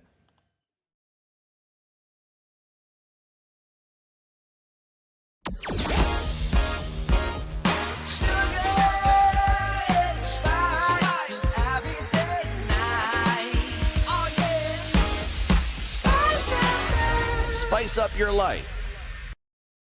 Mature, intelligent talk every morning. Spice up yourself. 24 minutes to 8 o'clock. So, on YouTube, Benson Kiplangat says, try even mentioning Bomet Buana. 102.5 frequency. I mostly hear you mentioning Kericho. Okay, Benson. Bomet is tuned. 102.5. Asante sana. Yes, we're talking about the attitude of government. And you know, sometimes the things that you see, it's going to happen. What's the issue? That story is emanating from what we are seeing being reported in the papers today about shortage of drugs that has hit public hospitals in various parts of the country. But this one, for example, starting with Kisumu, our patients are hurting and we are also hurting seeing them because we prescribe the medication yet the client is mandated to buy because there are no drugs. This is somebody, a clinical officer in Kisumu County saying, not enough medical supplies, especially medicine in hospitals in Kisumu. And then this is confirmed by the county pharmacist Emma Obegi, who says the shortage is due to a technical challenge brought about by a transition from one financial year to another. They haven't received money.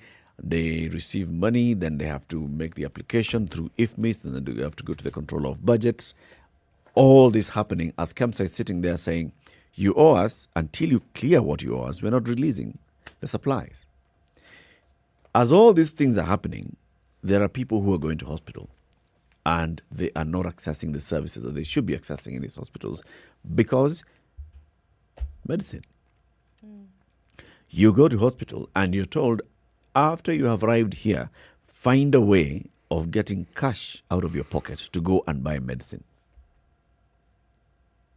You see, ordinarily, you could say that the person who's been admitted, maybe NHIF is going to cover this, and the other, because they've been dutifully paying the 500 bob every month to NHIF. So they're covered in NHIF. NHIF could have sorted them out. But now, because we don't have the facilities here, you have to go and get medicine from elsewhere. This is only medicine we're talking about.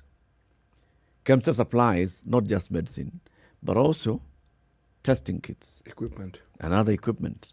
So is their lab functioning? Can you go there and the doctor tells you, all right, just go to the lab and then you get this test done, blah, blah, blah, blah, and come back with the results, and I'll get the results? Or does the doctor tell you now you have to go to the town, there's a lab, to get these tests done? Because here, the lab technician will tell you they are not able to run the tests for malaria. This particular story is as old as time itself. Huh? Remember when we had the chairman of Kenha? Yes. And the gentleman in charge of the expressway. We were told some very encouraging things. But it would be good if they were back here again so that we could actually go back and discuss the very things they told us in detail. Starting with the planning. I'm referring to Kenya because government and what government does. All these discomforts that the citizens who live near these improvements that we are calling the expressway, all the suffering that they have undergone, these are things that are normally foreseen in the planning. As we're told, by the association chairman and former past chairman, and they are planned for. You think it's just a pathway, a road? No. Those plans include lighting, not just barriers that look like a string. No. Water barriers. In short, when you look at drainage, you're coming to disrupt the drainage that's already there. So, what are you going to do with drainage?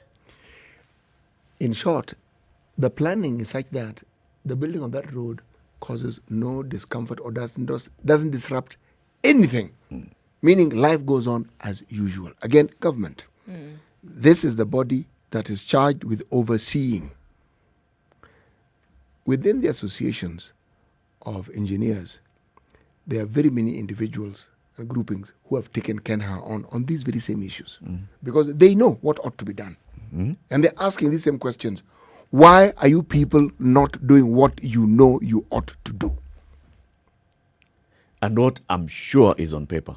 Yes, it is. In the planning for this, in the dashboards, the things that they started with are making sure that these things are sorted. So drainage, this is it. Lighting, this is it. Pedestrian crossings. As you do this, so what are you doing about the pedestrians? And information. If you need to cross, we keep saying this. Today, there are very many people who work in the Standard Group and they use public means they do to come to work. Many of them, if they're coming from the side of Mlolongo, they will alight across the road. How do they cross over? You find your way somehow in something. You just find barriers your way. Have been erected. Going, yeah. There's an expressway that's being built between that road and this road in the middle. So how do you cross? And that dug up depression in the middle of the road? Yes. That's what you cross with. And that's everybody and who's... And when it rains? You swim. Now, do you ever ask yourself, why is it so difficult to do this simple thing? Because let's divorce ourselves from the notion that it is one person then who has to fulfill all these tasks. It isn't. That each cog has somebody who's responsible for it, right? So what happens? That somebody drops the ball on their particular part and then it's just not done? Because don't we shout all the time? We have experts. We have people who come and they are the ones who teach others, etc., etc. Why is implementation so difficult? Why? What is the problem? Just don't have that. Like you said, she'll be here and she'll tell us, why are you able to make these processes work? Everybody along the line is doing their part and doing what it is that is supposed to be done. Then it makes the big picture. Why is it so difficult to get a party? But then everybody just kind of sits and rests on the ropes and says, okay, well, we'll figure it out later.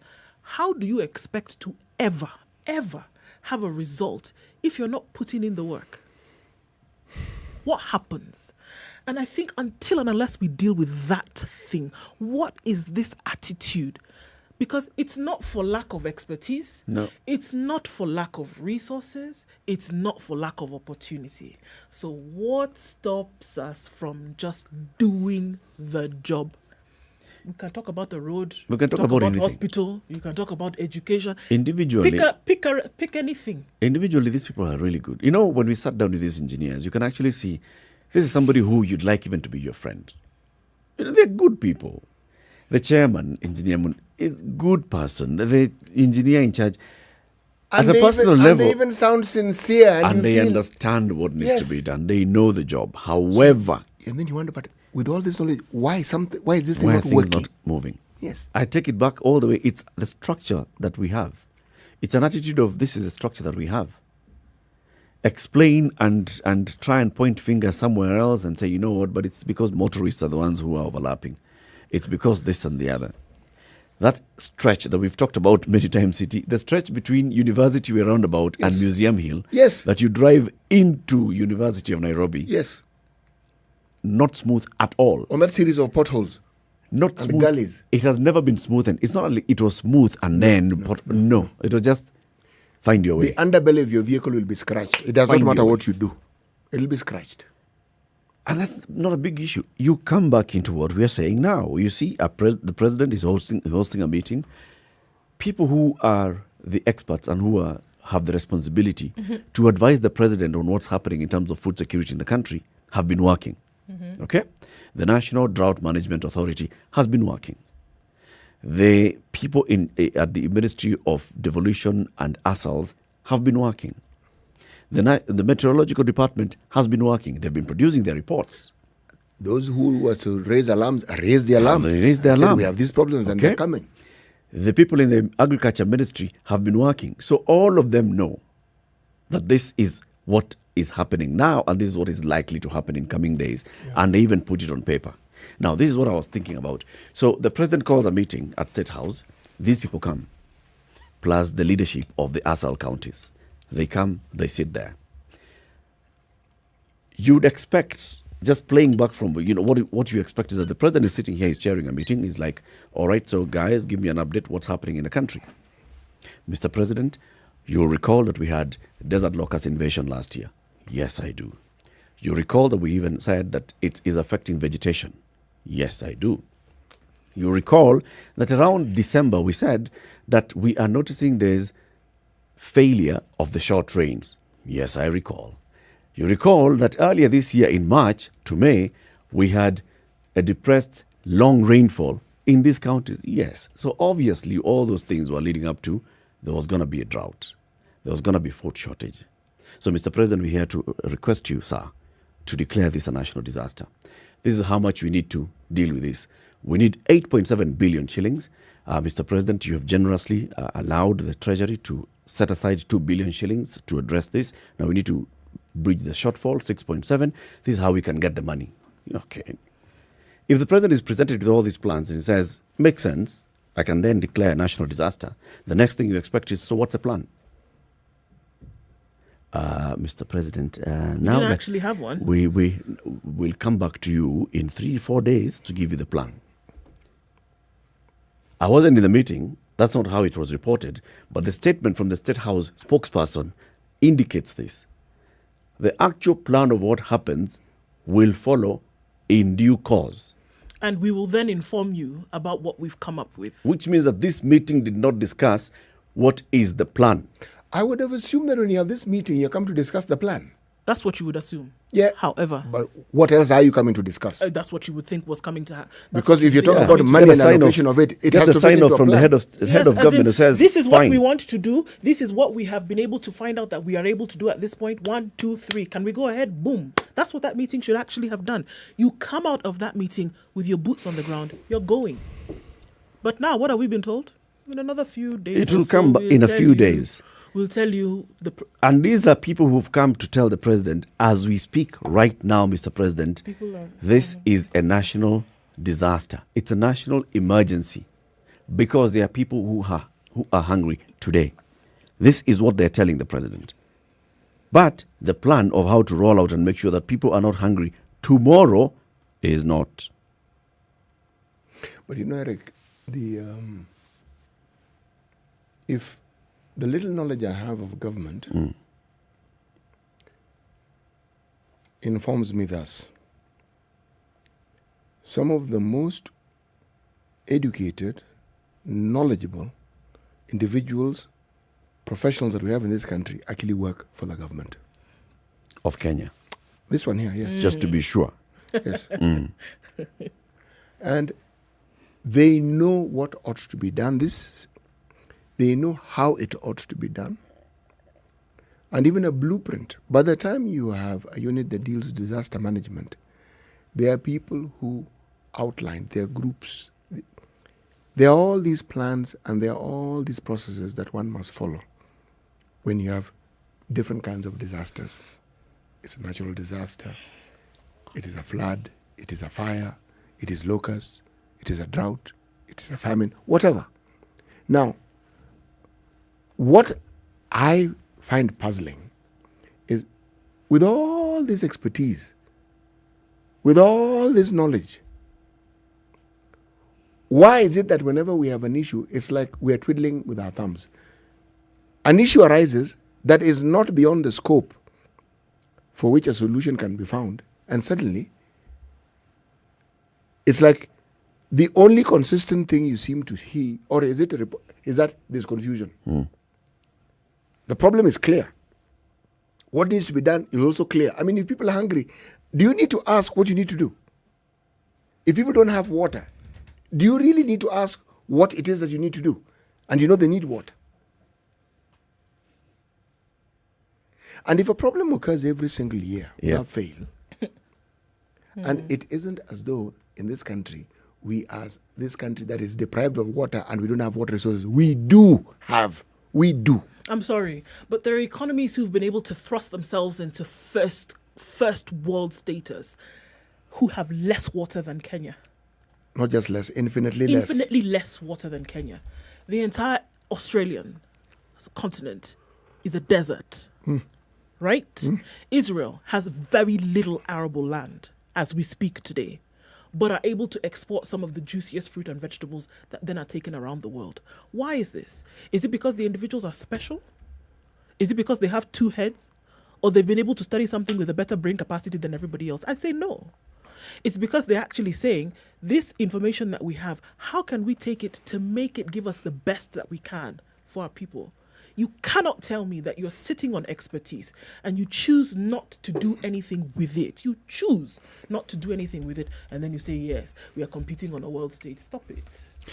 No. If you ever take the time to visit some of these government institutions that are involved in research, the one that comes to mind now is the Agricultural Research Institute. You will be wowed. Amazed. You would be amazed. The work that those people do. You will be at Calro. Amazed. You know, and we keep talking about this. The experts from Kenya, they go to present in international fora. People stand up. Yes. They receive a standing ovation because you clearly understand the issues. You're going to present about livestock, about agriculture, about crop, everything. They are good.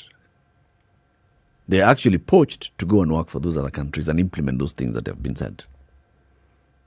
But for very many years, what you'll see is the work that Calro is doing is reported here and there. It's implemented in small bits and pieces, but it doesn't get to a level where it's actually moving the country where it should be going. Do you know the problem somewhere is somewhere. I mentioned America. When people talk about drought, do you know in this country research has been done and solutions have been found for crops that are drought resistant? Drought-resistant potato hit the headlines and it stayed specific there for region. years. This one can survive in this particular region. Yes. Meaning, this story you keep hearing of, you cannot practice agriculture in this region. That is hogwash. You can. Now, you have the resource, it's available, the information is available. What do you need? You need the support infrastructure, and that's it. You need the support right there. But then it doesn't happen because we'll get it just doesn't come from the top. top. Because when all these things are presented, the Ministry of Agriculture receives, what kind of budget does it receive? How much is it receiving for this continued research? How much is it receiving for implementation of these programs at the budget level? How much money? Just look at it this way. The National Treasury goes to Parliament earlier this year and says, we'd like to spend in the next financial year some 2-point-something trillion shillings. Parliament is like, Mutakuja, okay, you come and tell us. They come back a few weeks later. Actually, we'd like to revise that figure. We'd like to spend 3 trillion shillings in the next financial year. And they present the programs and they present where they want to spend that money. Why are you increasing? Because, it's a pandemic here and we need to make adjustments so that we can build back better and recover from this tragedy. One of the things that you'd expect is, because the whole world is discussing about the need for vaccination, that a huge part of this budget for recovery will go into vaccines. How much was allocated for vaccines this year, City? It was 35. Yes. 35 was for the 3 years, 36 billion shillings. Yes. This year was about 13 billion shillings. What was actually allocated for the vaccines, let's be clear, COVID vaccine, 14 billion. 14 it's billion actually shillings. 14.3 billion. For immunization, vaccination and others, it was 3.9 billion. Polio. COVID vaccine, 14 billion shillings in this financial year, in a budget of 3 trillion shillings. Yes. Okay? Much more money was spent on BBI. Had God not come himself to stop with the thing. and landed in court and stopped this thing, would have spent hundreds of billions of shillings on BBI, yet 14 billion shillings is what has been earmarked to spend on vaccinating the population. To protect your people. To protect your people from this global pandemic. So that is the reason why you are rolling out a 3 trillion shillings budget. In the first place. Okay, so since we are on it and it's raining, let there be a deluge. Okay. What was put aside for the elderly and vulnerable was 1.813 billion. Okay. Yes, just so that you know. Just now, a billion. Just to show you how these things are prioritized. What has been set aside now to address drought, where how many millions of people are facing drought and starvation? On the brink? Yes. 2.6 And million. rains are not going to come. And if rains don't come by the end of this year, we'll have many more people at this position. 2 billion shillings has been allocated by the government The same so amount far. of money that we are told is eaten up by corruption on a daily basis. 2 billion shillings to feed hungry Kenyans. We need 8 billion shillings, but we have only put 2 billion shillings. The other 6 billion shillings is Harambe. And these Kenyans that you're speaking of inhabit 80% of the landmass in this country. Yes. So, if you do the maths and you ask yourself, what on earth do we really think we are doing? We need to defend our borders, there's no question about it. And we allocated 294 billion. For agriculture, we allocated 60 billion. My contention. The thing that we continue to say actually is the bedrock of the economy. That this is essentially what is going to move Kenya economically in terms of strides forward. Then you give it a paltry. The thing that has kept the economy moving during this COVID-19 period, agriculture, which has contributed how much? So what you've seen as 4.6% growth. 4.6% growth. Yeah. In the agricultural sector, we have allocated 60 billion. 60 billion shillings to agriculture. Now, all those things that you're saying, so Calro engineers and scientists are doing their research, working on a daily basis. This is what is going into. Okay, and remember, agriculture is devolved. This is 60 billion shillings at the national level. Yes. Then counties are going to allocate some more money onto agriculture. So even if they allocate a lot more money out of the 300 billion shillings that's going to the counties, just let's say 30% of it is going into agriculture, 100 billion shillings. 160 billion shillings is what the country is spending on agriculture. How much are we spending on defense? 294 billion. Okay. Yes. And on transport, just so that you understand, it's 182 billion. Yeah. Okay. You actually pause and ask and say, when we talk about security, we do understand we need to keep our borders secure, we need to keep our country secure. But security isn't about ammunitions and arms. Security is about the welfare of your people. If your people are content, if your people know and trust their government, if your people understand that their welfare is being looked after, then you are secure. You don't need an enemy knocking on your border for you to be unsafe. No. Remember the proverb of the enemy within? You don't. No, you don't. You really do not. The worst insecurity is having a population of people who are sick, who are hungry, and who are homeless. And who are being displaced in their homes and having their homes burnt. And those who go to hospital and are not able to get the drugs that they need. Yep. That is insecurity. This is insecurity. And we are fermenting it. People who are vulnerable. What do we say is the measure of the health of a country? How you look at your most vulnerable. The state in which your most vulnerable are is how you can measure the success of a country. Your people are sick, they go to hospital, they cannot get medicine. Your children cannot go to school. Your people in any part of the country cannot be safe, leaving their trade to go to their homes, leaving their homes to go to schools or places of business, cannot be safe. And if we can find examples of these things everywhere you look, that's the measure of your country. Not just platitudes that we want to go and shout up and down. That's what we need to work on. That is it. It tells you where our problems begin and end in this country. Keep it right here for more conversations. This is the Situation Room on SpiceFM. Good morning. It's now 8 a.m.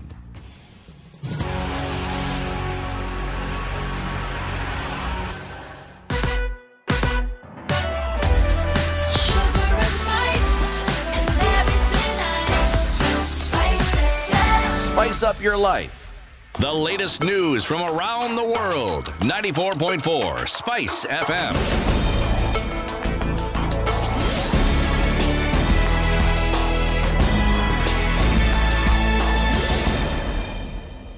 Good morning, this is the Newswire. I'm Lea Ubaga.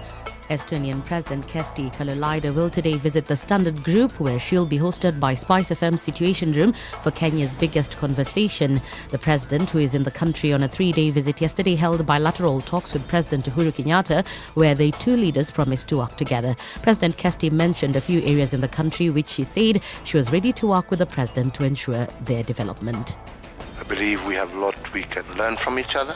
The progress that Estonia has made, especially in the digital and technology world, is an area where Kenya is a leader on the continent, and I believe we have a lot that we can share together, learn together, especially in the provision of government services. We are also working together in the Security Council, so the cybersecurity issues, and these developments of course come to our mind as well. And I've also talked about Tallinn Digital Summit and building this Tallinn consensus on trust-based connectivity.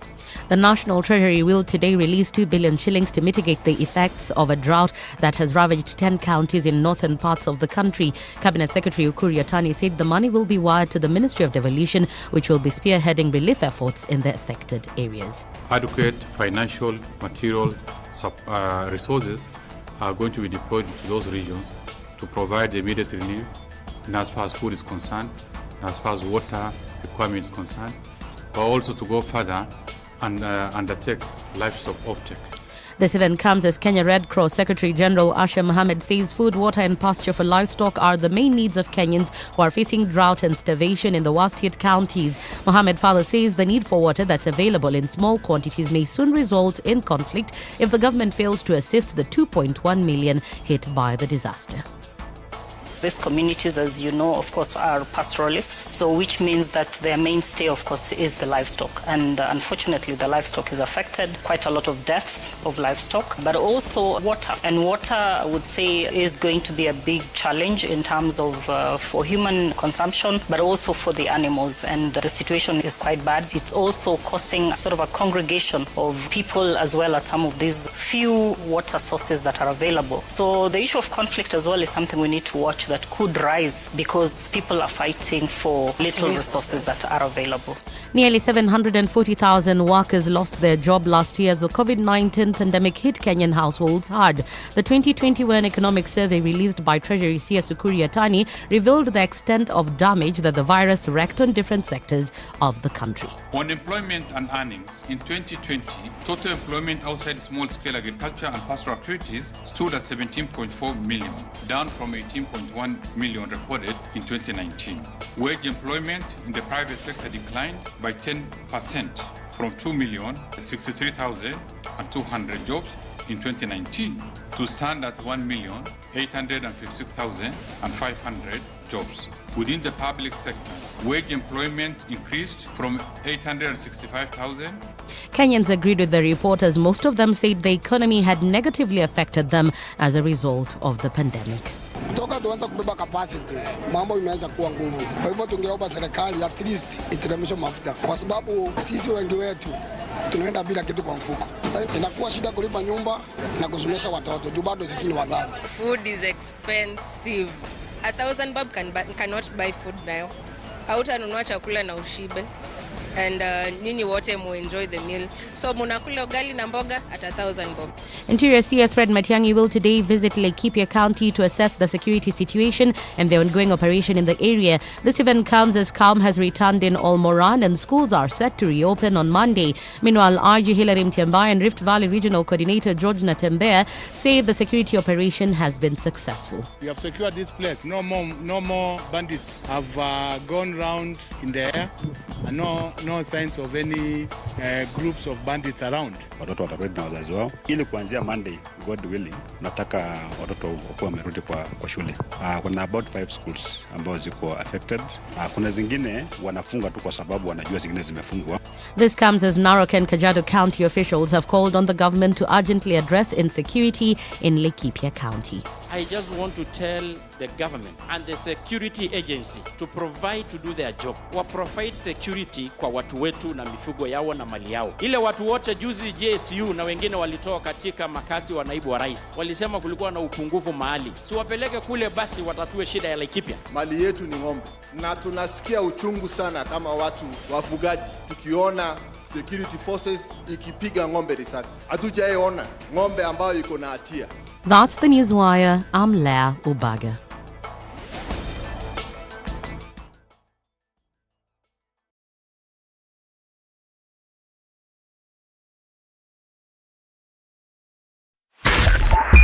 .5 Spice FM, Kisumu. There's a lot of traffic in the city centre this morning. We're seeing a lot of it coming in from Landis Road, the Kamkunji roundabout. Also coming in from Mombasa Road, all the way from the Hur Highway at the Nyeri roundabout through to Westlands, in and outbound. Today we have quite a lot of traffic. Keeping an eye on this for you. Ngong Road as well, little pockets of that as you get to the city mortuary roundabout. Coming off Bagathi Way, not too bad today. Spilling over from the Timor roundabout, just a little bit there at the corner. And then as you get on, not too much of an issue. Limuru Road, jam-packed. The bypass is also looking pretty good today. Those are options that you can use. Some traffic on the Thika Superhighway, actually quite a lot of it, especially just past the Utali Drift, then heading towards the Pangani Underpass. We'll keep an eye on things and let you know what it looks like. The roads are slippery, so folks, please be very careful this morning. Are you stuck somewhere? I hope not. Doesn't look too sticky. Let us know in case you do. SpiceFMKE on Twitter. That's how you can get in touch. Text on 40127.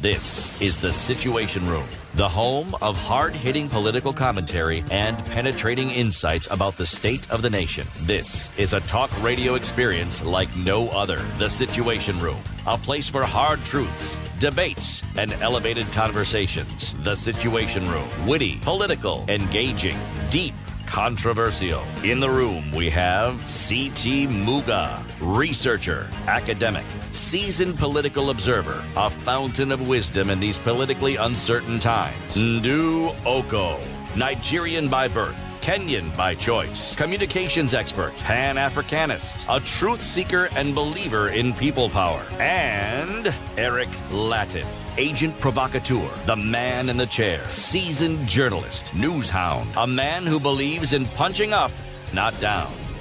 This is the Situation Room. 8 minutes after 8. The only way to start your day. How are you doing? This is Kenya's biggest conversation, broadcasting on Spice FM.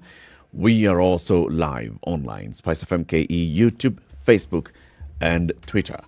In the room is Eric Latif. Nduoko CT Muga will be joined by the President of Estonia in about 20 or so minutes when she gets into the studio.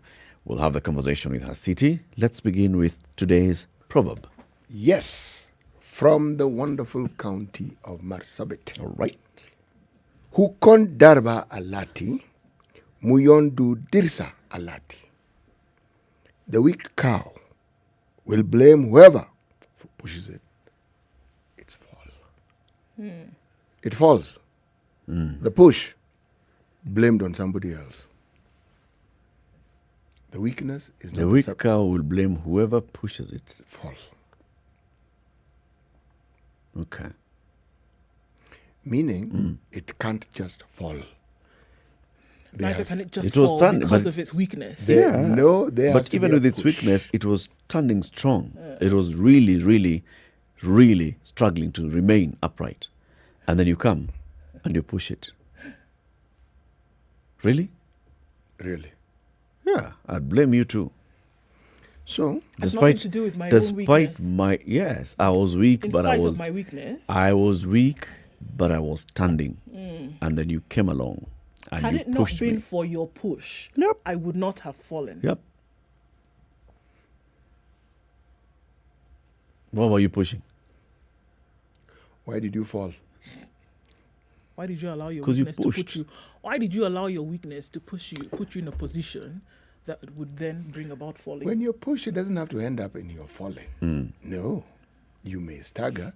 You may even just shift slightly. But to fall. Ngumu. Well, then I think we've moved beyond the push now. It's not even a shove. It's an assault. Oh, wow. Okay. It's bigger than that, eh? Yes, it has to be. Because a push, the range, it ranges from a nudge to a push to a shove. Then assault now comes at the tail end when now we are entering the realm of perhaps declaring a state of war. Yeah, that is now, not respecting personal space. Oh, wow. Okay. We're also live on KTN Home. A very good morning to our audience on KTN Home. We'll also be live on KTN News this morning as we have a conversation about Estonia. So where is Estonia again? Yep. Estonia, the Republic of Estonia, is that country that's one of the Baltic states alongside Latvia and Lithuania.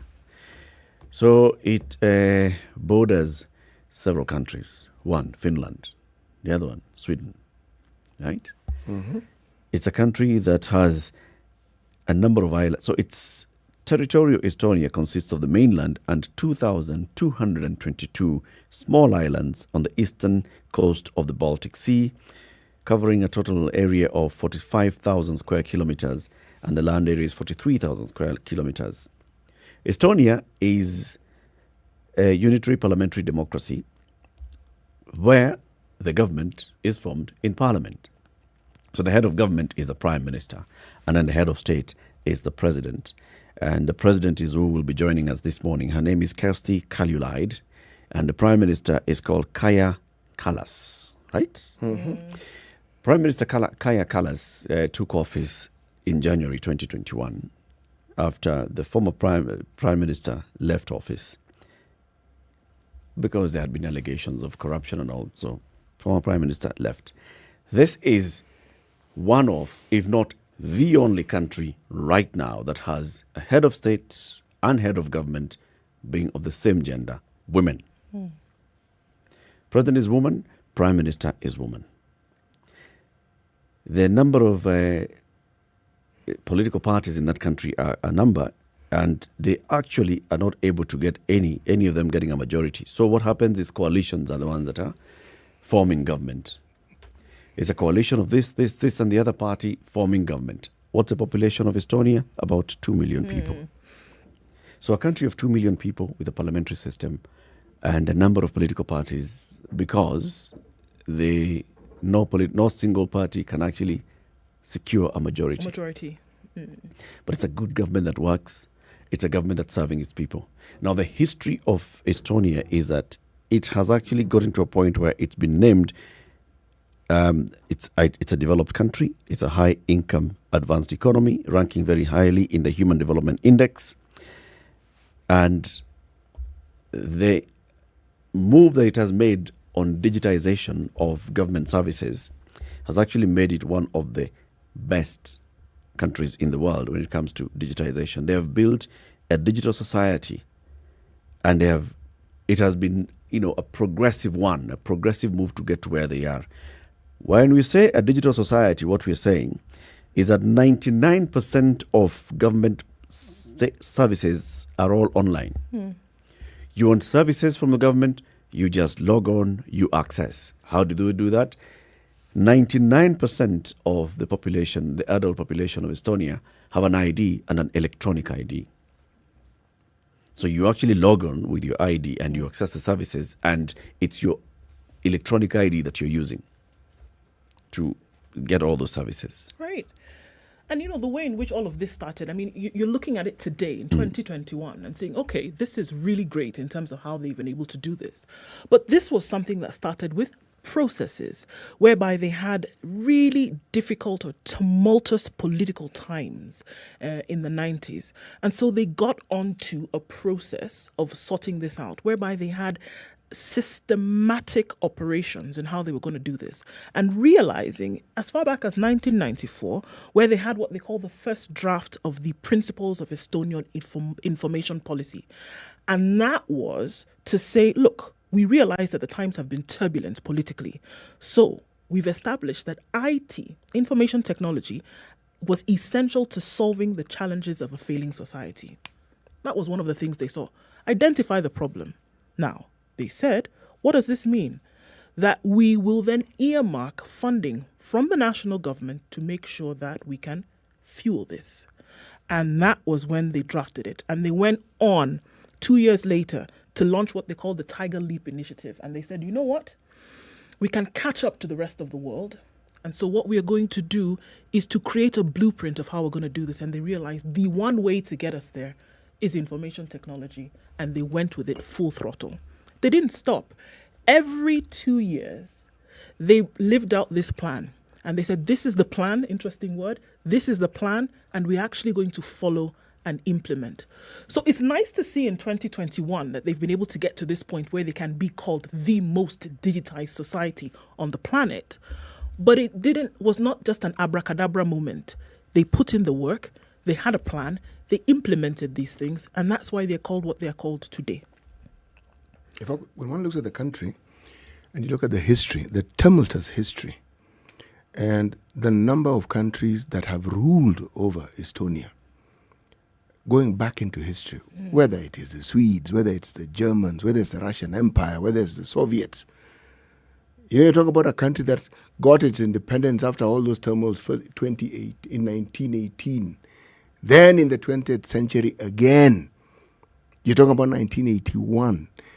You're asking yourself, talk about the 1980s and talk about now and look at that progress that has been made.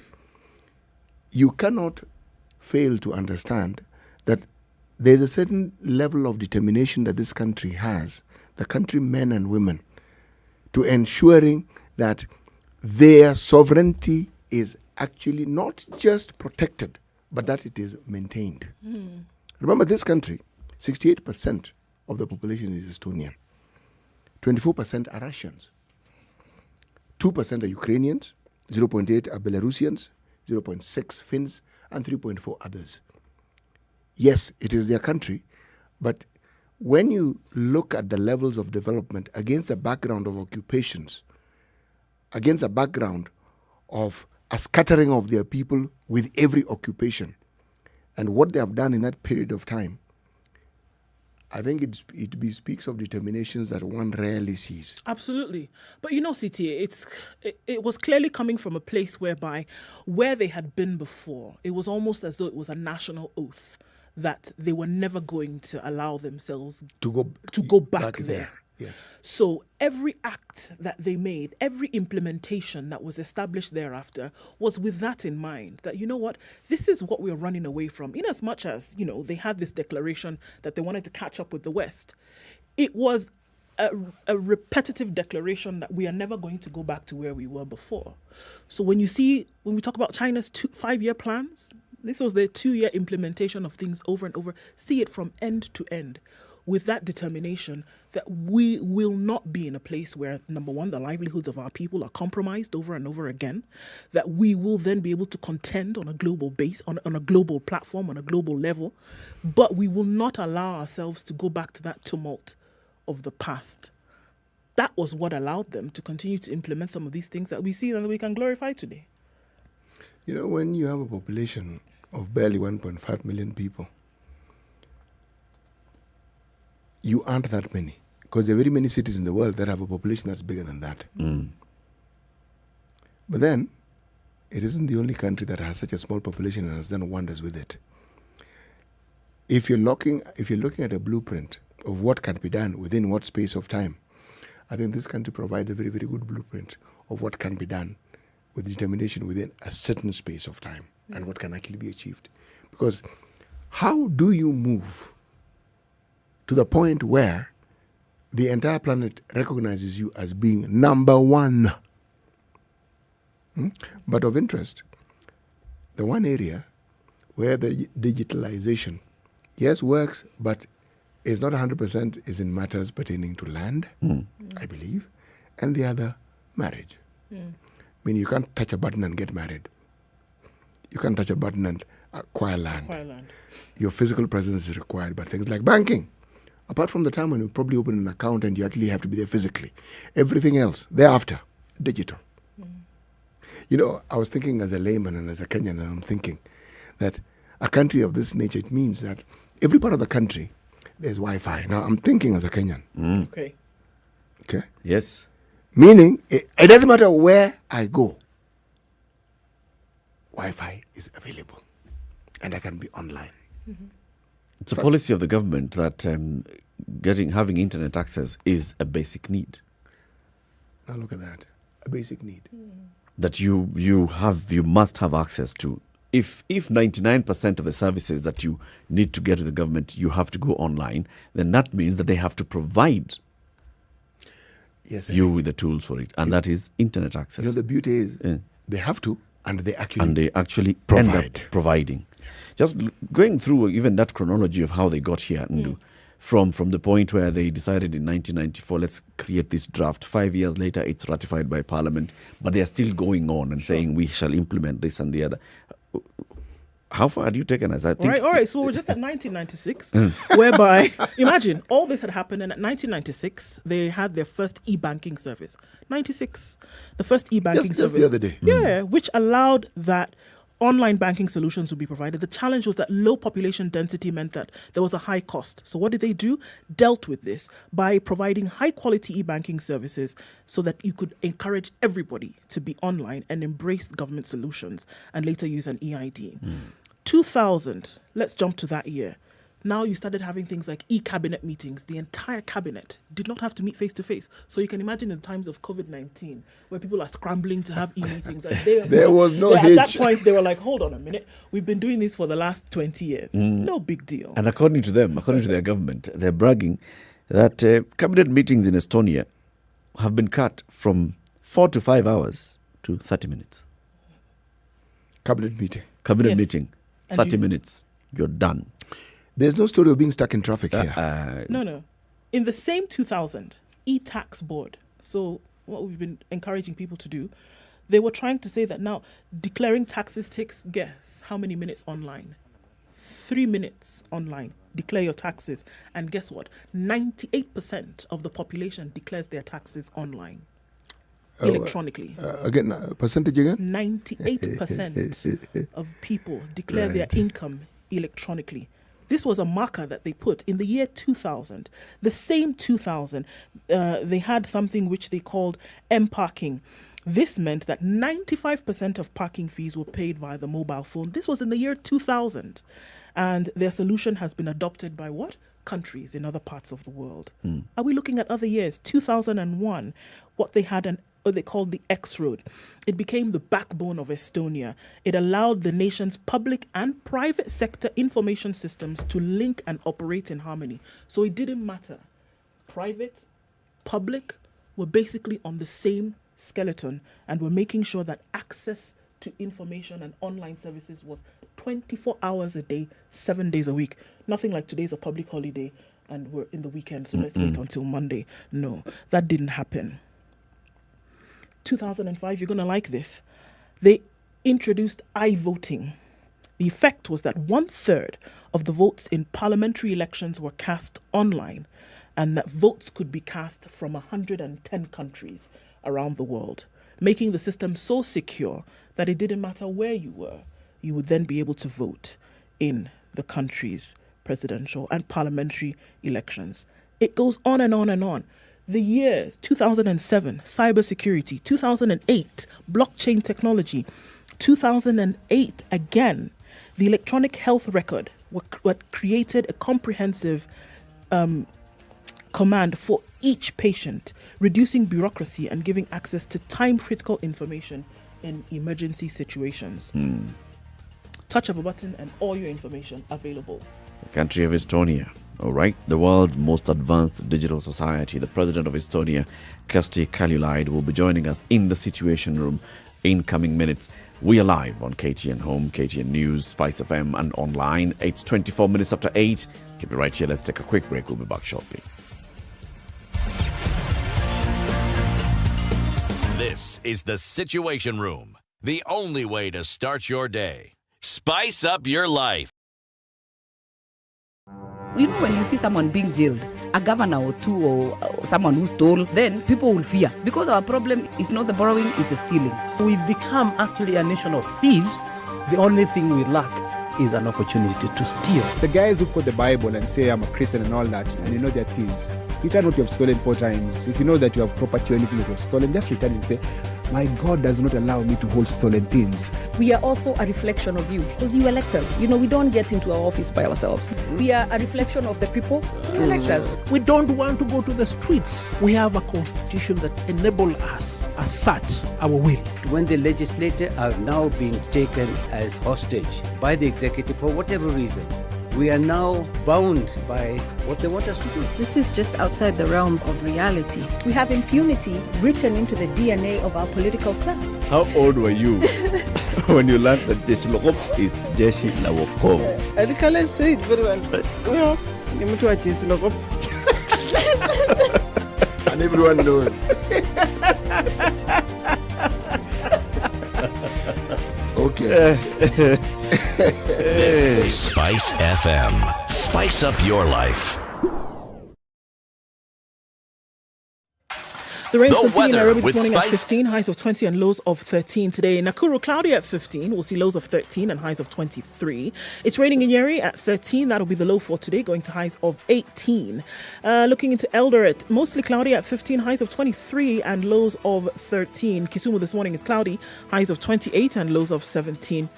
In Kakamega, cloudy conditions at 21, highs of 27 and lows of 15. Mombasa this morning is cloudy, highs of 23 and lows of 13. And in Malindi, we're seeing light rain at 26, highs of 29 and lows of 25. Let's look out into Kampala, where it's mostly cloudy at 19, highs of 27 and lows of 18. Joburg, cloudy this morning at 11, lows of 7 and highs of 22. Lagos is raining at 25, highs of 29 and lows of 24. And in Kinshasa, it's partly cloudy at 23. That'll be the low for today, getting to a warm high of 35.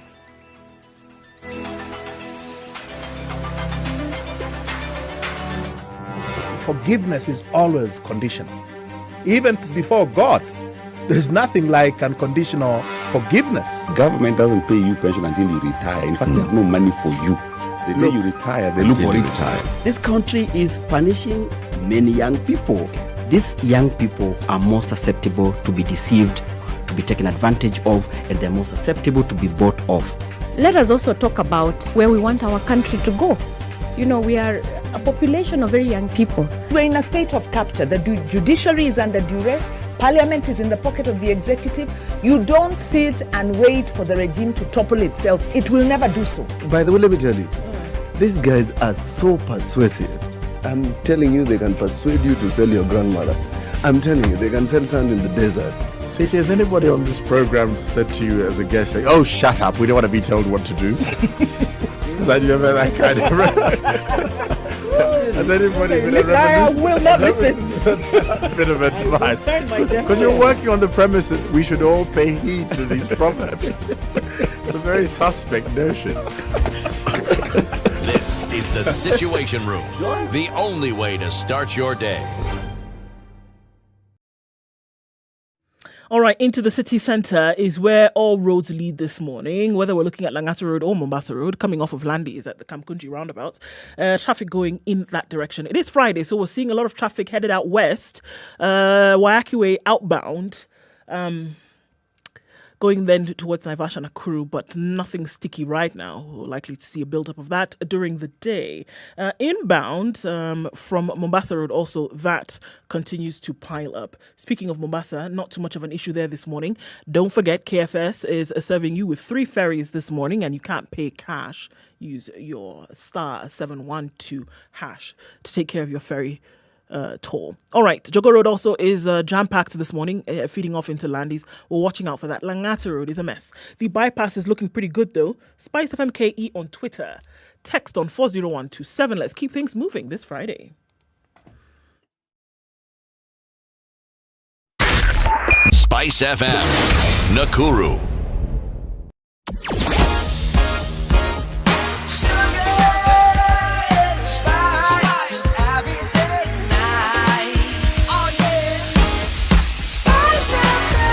Spice up your life.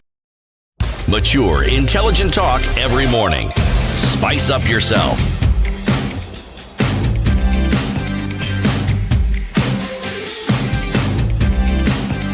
Mornings done right.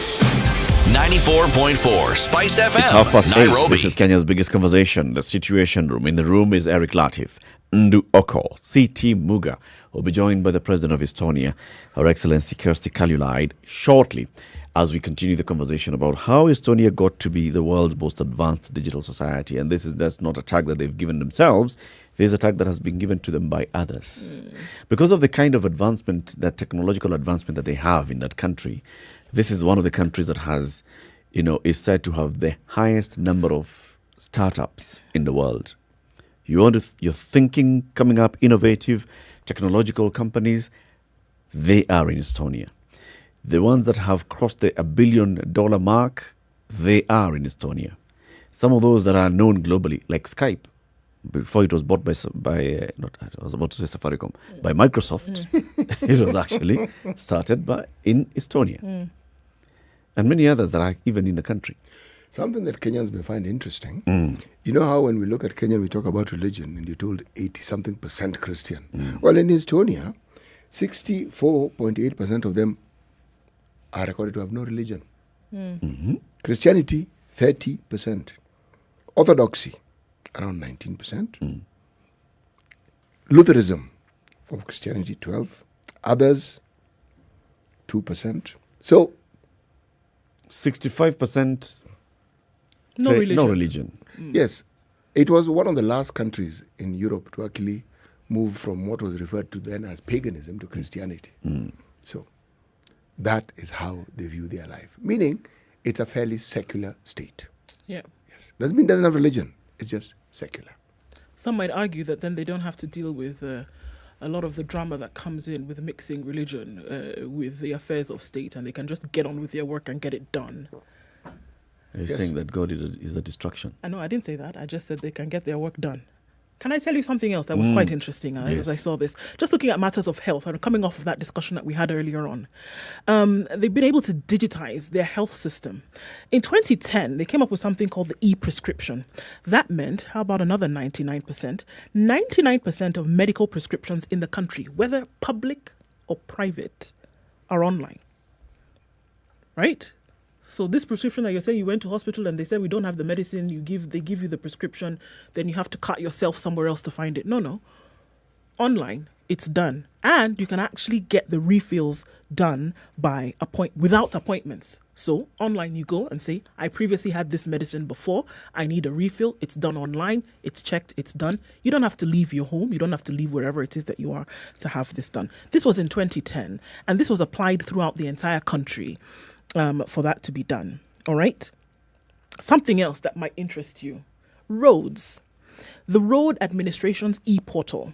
This meant that it provided services 6 times faster, 20% cheaper, and increased transparency. It was a one-stop online service for drivers and owners of vehicles. And what it did is that it simplified and reduced the costs of the road administration's service provision.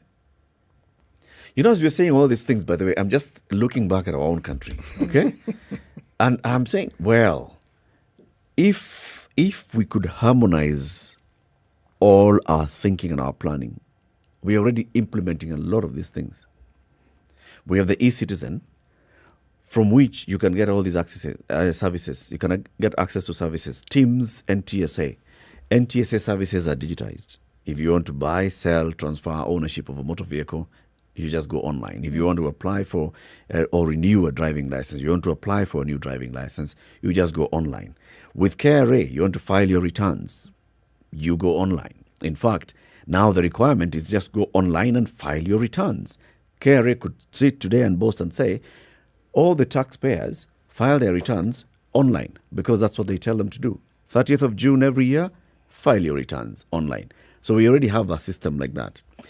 If you think about services that are offered by counties, in Nairobi and several other counties like Mombasa and others, you pay for your business permit and other licenses online. Pay for parking in Nairobi using mobile platforms. We're already there, but it's just that the platforms are sort of different. Huduma Number was talking about harmonizing it. And if you actually look at Estonia, they also have a Huduma card. They do. This digital signature is one ID. The electronic ID is a Huduma card with a chip.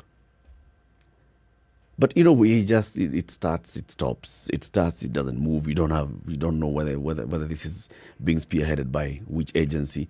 In the Ministry of Information and ICT, you have the Kenya ICT Authority. Then the Huduma is being implemented by the Ministry of Interior. Then you have the Huduma centers that are implemented by the Ministry of I don't know which services. Then you have the NTSA and all the others that are being run by the Ministry of Interior. Is NTSA separately. Is Interior. That is Citizen being. You have an ICT authority. It's not the one that is actually rolling out all these programs. I think we could be getting there, but we are disjointed. You know what is strange is, even as you say it, it's fascinating, but it's true. E-citizen, the things you can do with it, the issue of a license, the issue of your passport, as you say correctly. Your ID. We're actually there.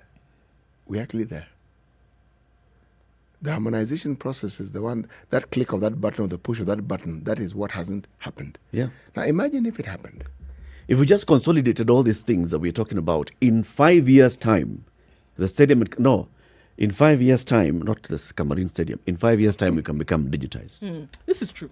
Now, what you're saying is very interesting because I think they too had also realized that. And as I read that, and I said, okay, hold on a minute. In 2018, 3 years ago, they realized, okay, we're having many of these services that are kind of, maybe people are not quite sure what to do. So the government took a deliberate action and they said what we're going to do is streamline all of this, and they came up with yet another roadmap, and they said we're going to call this the Seamless Services Roadmap, so that with one thing that you have, then you'll be able to access all of these services, because they realized that reducing the bureaucracy and human resources to manage essential routine state services, these things that you're talking about, NTSA, e-citizen, paying of taxes, etc., realizing that it can frustrate your citizen who has to go to so many different places all over to get these basic services. Understanding that it can be frustrating to your citizen is when they said, you know what, as a country now, we've decided we are going to make this seamless, and we're going to put it all together in one to make it easier for you, to remove the bureaucracy, guess what? To provide a more natural relationship between the citizens and the state. And the government. So you're not looking at it as this bureaucracy that is a hindrance to you accessing services. It's actually this thing that has been made so easy that any service you want at any particular moment, you will get it. 24/7, it's available and it's easy to use. We are heading towards that. We have digitized our land registry. We're talking about all these things that are being done, and you ask yourself, if you actually just listen to the story of Estonia and you look at the story of Kenya, we are heading in that direction. Exactly. Somebody sent me a comment and said, the difference between Estonia and Kenya is meritocracy. Estonians place a premium on meritocracy and give impunity, mediocrity, and corruption a wide berth. They don't have room for toxic politics. And maybe the fact that they have that parliamentary democracy of theirs, where not single party is dominant, is also helping. You've got to be in a coalition. So there's difference of thought, and you have to find a way of accommodating one another so that you can run the government. Maybe that is something that is also helping them. As guys here, the same way we were saying in the 7 o'clock hour, the people who are employed in government, highly qualified, they know what they need to do. They've been doing their small bit here and there, but then somewhere at the top, there's an issue. The political appointees who come in at that level of senior management, for you to rise to a certain level, you have to play your politics right to rise to a certain level in government. You know, history plays a very important role in some of these things, when you think about it. Consider, for instance, how it is that a country like Kenya is able to do the things it does. You would argue strongly that our history also plays a role in it. When you've been occupied by very many countries and your own sense of nationhood has been threatened over and over and over, it's something you take very seriously. Sure. It's something you don't play around with. And it's something you want to ensure you retain. So you do everything within your means. If you look at the coalition governments, for instance, that you see in what we call the developed world, some of them, their structure The political structure is deliberate to ensure that no single party can actually just rule over. And why? The history. If you look at Germany, they understand it perfectly. They saw what happens when there is one dominant party that takes over and has the final say on everything. There are those who argue that the problem with that is that you can never have a stable government. Well, I guess... I'm one of those that argue that way. Yes. And I am of the view that you may not have a stable parliamentary, or you may not have a stable political situation. Unstable in the sense that there's always changing. But it doesn't mean the government isn't stable. When I say government, the arm of government... The state. Yes, that is peopled by civil servants. They continue. It's the politicians who do their thing. But every day the running of things that are supposed to happen on a daily basis, they happen. My argument against it is actually because of our political culture. Yes. In the kind of political culture that we have in this country where, it's about tribe and this and personalities. Today, personalities are friends and so they work together. Tomorrow, personalities wake up and they are not friends and you're reminded, you've got to remember, my friend. And they walk out of government. So we'll always keep having a government that's collapsing. This coalition has been formed today, it collapses tomorrow. If it collapses tomorrow, what does it mean? Are we going back into an election? Are we not? That whole... If currently we are complaining because we're in a constant cycle of politicking and electioneering, Eric, that is one side of this particular coin. But consider, when people arrive at the position that we keep speaking of with reference to Estonia, it is because of these experiences. Perhaps it is a good thing. Let us go through that turmoil. But if you look at it, I don't think there is no nation on the planet who gets to the point whereby you can say that they've developed if they have not come from a position of turmoil. And also realizing they're not... Take your pick. If you look at, I'll give you an example. Ireland today, who went through a serious famine and then realized, hold on, we don't ever want to get back to that situation again. Now you're looking at, how did you get to hear about the Irish potato? You look at situations in which they say, we are going to make agriculture the bedrock of our economy, so much so that we are going to export to other nations. Look at how industrialization took place in all of the Western nations. They came from a place, the Great Depression in the United States, for example. You had wars that people would come out of. The Second World War birthed some of the economies that we see, Italy, France, and some of the other Western European nations, because of coming out of a very difficult situation. So I would be the one I would argue and say, perhaps it's absolutely necessary that you go through the grinding and the gnashing of teeth to get to that place whereby either you are so exhausted by the tumultuous situation and you realize we don't want to go back here again, that you will weed out anything that stops the implementation of some of these things that will guarantee development. Once you do that, once you've been in that difficult situation, I think that is the one thing that will be able to birth some of this development that we see. The president of Estonia is in the building. She's arrived at the Standard Group Center. She'll be coming into the studio shortly. And as we wait for her, we continue looking at this country called Estonia, what they've done, what they have recorded having done, what has been said about them, the kind of, examples that they've set. In 2017, something happened in Estonia. See this whole digitization, this and the other. They had some proper cyber attack, well-coordinated cyber attack in 2017 that sort of crippled their operations. They learned out of this and they decided, you know what, getting this again? No. So they adopted blockchain, increases and enhances security. The blockchain conversation has been had in this country. In fact, our ICT CS even appointed a task force to look at blockchain and where we need to go. We didn't understand it. They adopted blockchain.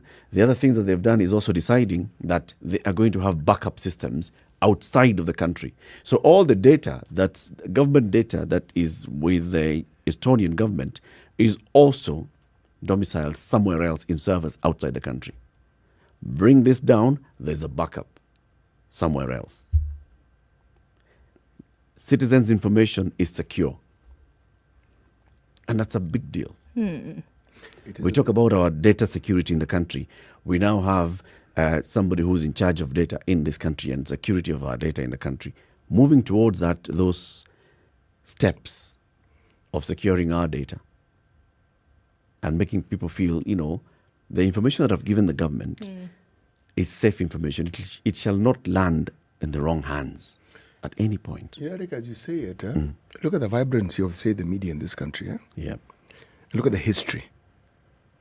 What that the fourth estate has gone through to get to the point where we are, and the relationship that the media has with the executive, with the judiciary, with all forms of government, and with the citizenry.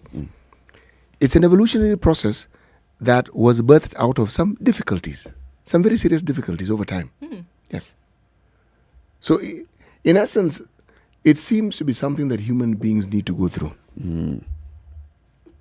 Now, the problem is, having gone through it and having learned, the thing that is often tricky is, do we really learn the right lessons? I mean, you can learn and learn the wrong lessons.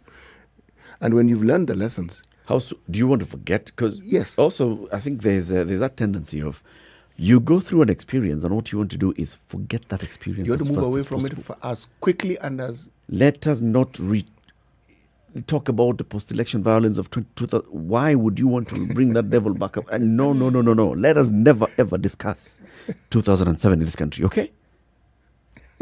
You do that, then you miss the lessons. Absolutely. And the message that was coming during that time. That turmoil was actually a message. It was an outcome of things that had been happening. And it's something that if you were to learn from, you cannot push to the backwaters and say you cannot. It's something that must almost be at the center of very many discussions, a reference point and a reminder. Yeah, it's got to be the reminder of where you don't want to go. Yes. But then you see, beyond it being a reminder of where you don't want to go, then it also must be the thing that will fuel your action in the future, right? So you're doing certain things and you're making sure that everybody is on board to guarantee that you never go back there. And I think that's often what we want to close our eyes and forget about the terrible experience without gleaning the lessons from it and saying, now, this is what I'm going to use to make sure that we don't go back there. And you'll find that people showing up and getting the job done, when you have 2-year plans over a 25-year period and making sure that even in as much as you have the plan, you implement it, right? Those are all markers to show, to guarantee success, to guarantee that this fear you have of going back there never has to be relived. But we seem to be stuck at the implementation that you're talking about.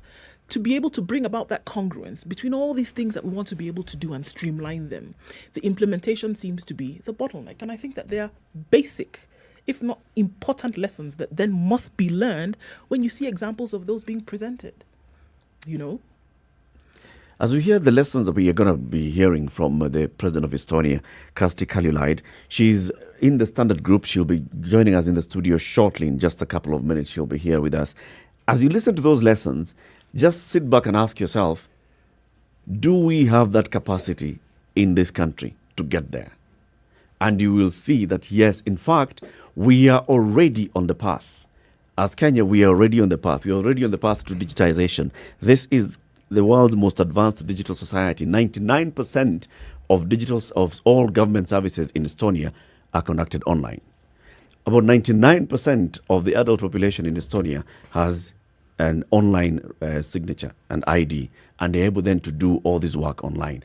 If they're able to do all these things, are we heading towards that direction? I think we are. And if we are... So what is, are we moving at the pace we should be moving at? That's where the questions come in. Are we coordinated? Those are the questions that we need to ask ourselves. What do we need to do? And do we have the determination to see it through? Do we want to do it? Right? Do we have the determination to see it through? These are the questions. Kenya's biggest conversation, the Situation Room. Keep it right here. The President of Estonia is in the studio. So let's just take this quick one as she sits down, as she settles down, and then we'll be on air shortly. Good morning.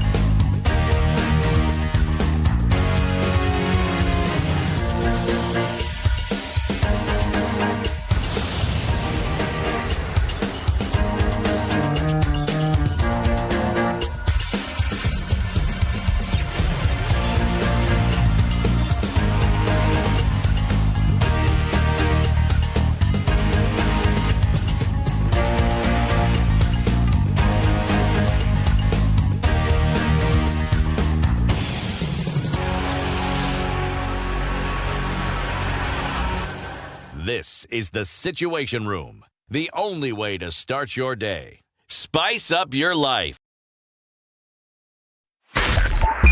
SpiceFM. Nyeri.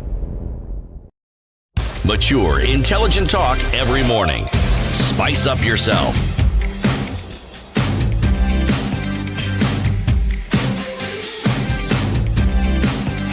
Mornings done right. 94.4 Spice FM, Nairobi.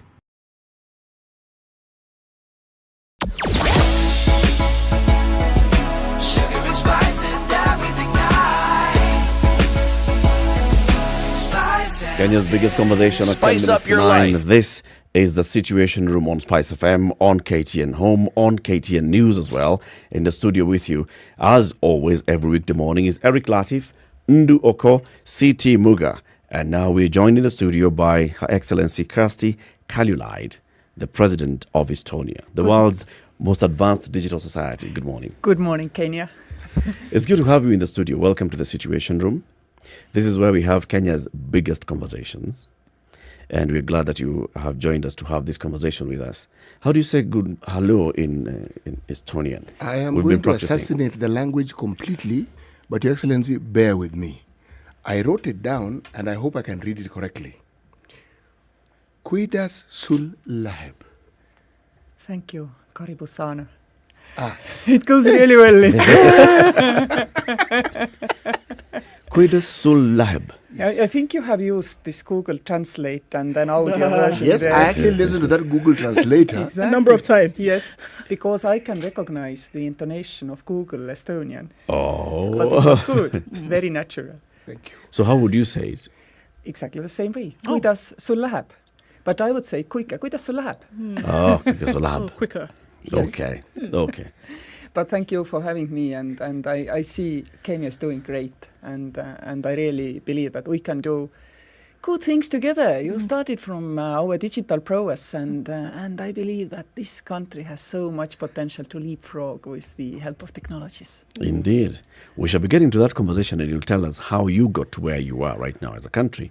You're in the country for a couple of days. What brings you to Kenya? Actually, it's my last state visit while in office as a President of the Republic of Estonia, and it's very fitting that it comes to an African country, because I was the one who led Estonian campaign for United Nations Security Council, and I really fell in love with this continent while we were doing it. And it obviously became clear to us that Estonia, despite that we are 1 million people and just exited the middle income countries rank, we are now a lower level rich country, but we can contribute to the development of this continent by using our own example, because 30 years ago Estonia regained its independence. We were occupied by the Soviet Union, and then we regained our independence, and an average salary then was about $30 per month. Now it's 1,500 euros per month. And we have, in these 30 years, we have done things differently. And I believe this is maybe the message what we can really share with our brothers and sisters here in Africa, that if people come and tell you that if you do these things which we did before you, then you will catch up. I was already 20 years ago, when I was advising Prime Minister of Estonia, I was wondering, if I do what you did and do it 30 years, 40 years later, how on earth am I going to catch up? Yeah. No way! So you have to do things your own way, differently, to find leapfrogging opportunities. And I see here this kind of thinking on the whole continent, particularly if I look at the African Union, which is really ready to take responsibility for the development of the 4 freedoms, the free movement of people, capital in Africa, and also the digital development. I really appreciate what I'm seeing in Africa and also here in Kenya. That's why. Your Excellency, take us back 30 years to where you're saying this is where Estonia basically just started putting on into gear 6, into gear 7. Now you're, I think, on 15th gear. But just take us back to those 30 years ago. How was Estonia? What was happening in the country? It was a country where people didn't have bank accounts, where people didn't pay taxes, because in Soviet Union then they didn't pay your salary, therefore you didn't pay taxes. It was a country which had lost all its economic connections because they were, forged towards Soviet Union. But this ecosystem disappeared. It was a country which regained its independence and which realized it has to become part of the multilateral free world to protect this independence. So rule of law, institutions which have their own right to operate in the society, all this needed to be created. And then we set out to do it. And Estonian people, when we regained independence, we wanted to do everything differently than how it had been under the occupation, which obviously meant that, personal freedoms and personal rights became extremely important in Estonia. Our constitution is very strong on all that. And this actually unleashed also the economic potential because, only free people are truly, creative. You cannot be creative in business if you're not free. If you're afraid that somebody takes your business away or treats your business differently because, you are not friends with the political elite or something. And this way we started step by step. And then we realized that our people expect government services, but we do not have government offices. But we also noticed that private companies already did everything on internet and online. And for example, banking went online in Estonia in 1994 because banks had the same problem. Estonians were very poor and they live far from each other. We are not a densely populated place, so it didn't pay off to have bank offices. So they offered online services. And the government was watching and said, but we want also to do the same way. First online service was tax office. Nobody wants to see the taxman. Estonians have never seen a taxman because you do it online. Yeah. And we realized this is our way forward. And what we really didn't realize was that we are the only ones in Europe who think this way. We thought, in a couple of years' time, everybody would be doing what we are doing. Because in Estonia, we don't separate the world into private sector and the government. And we do not expect government to provide a lower level of service than is private sector. Frankly speaking, we didn't know this is a normality in many countries. And we were very astonished when we started to put out public services online. And everybody was like, how are you doing it? We said exactly like Amazon or Google or newspapers or, exactly the same way. Why are you asking? And indeed, we didn't think it will not be the same in every country. We expected everybody to do the same. And now they are doing the same, but it took 20 years. 20 years is not a long time, though, Your Excellency. If you look 20, 30 years, if anybody looks at that situation, would say that it looks like there was a lot of work that was done in a very short period of time. What are some of the other ingredients that were applied to this process? Yeah, that's exactly. Estonians think 20 years is extremely long time because we've only regained independence 30 years ago. So we think that in 20 years, it's a generation. You can grow a digital generation. And this is exactly what I think is now going to happen in many African countries, including Kenya. You are ready, and your president says you want to go also the same way. Then you have to bring up a digital generation, register every baby's birth by mobile phone, offer them vaccination over online. This way you will also, grow your national population registry. You can attach all services to it. This can be done, and it takes about 10 years. And your people really realize it's really comfortable that you don't have to go and queue in offices. It's such a carrot for society to change that it's so much more comfortable. And also digital offers you not only, this kind of digital services, but I give you a really concrete example. Kenyan Water Fund is just now when we are talking here discussing with one Estonian company, SpaceTrip, about a project where it's a pilot. 10,000 homes in Nairobi will have kind of water purification system, which is local, linked to a household, but controlled electronically, totally electronically handled, managed to make Nairobi River cleaner. And this is only a pilot. But you can do it, far easier than you would if you build a huge, sewage management plant. It takes a long time to plan and then to build, and the capital cost is huge. But you go little by little, and you can add households every day. And suddenly you will have a system which will actually make your river cleaner. And this way, only in connecting everything digitally, you can make dispersed systems act like previously we were used to having a big system. The same in energy, for example, in electricity grids. You don't need anymore a big plant. You can have small solar systems with a little bit of a cells, and it works. So you can kind of cut the initial capital cost very much by using digital connection of many, thousands small systems. And this SpaceTrip project, I believe, this is a really nice example. Your Excellency, you speak well of our country, and we thank you. Given that Kenya is a hub, a multilateral hub for businesses, for And travel, UN, if I may ask, has your government considered having an embassy? We have been gradually rising our visibility and presence in this country. And our business is now putting a huge pressure on Minister of Foreign Affairs. I could see it yesterday evening when we had drinks with our delegation, to have an embassy. We are represented at the UN level here, and we have an honorary consul. She's Estonian, very nice Estonian lady.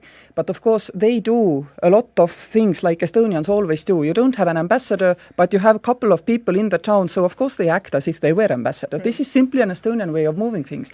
But indeed, everybody is now demanding from our country that there is a lot of opportunity, let's do an embassy. On the other hand, Estonia is a small country, and we have very few embassies in Africa at all.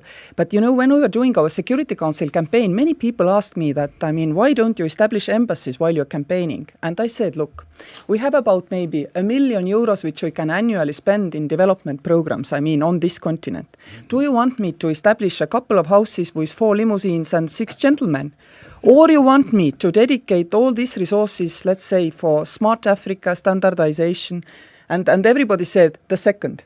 And then I said, hold on, the leaders of African nations. Then you have to be my ambassadors to your countries, because I'm not going to establish these embassies. I'm instead having a memorandum of understanding with African Union on digital development.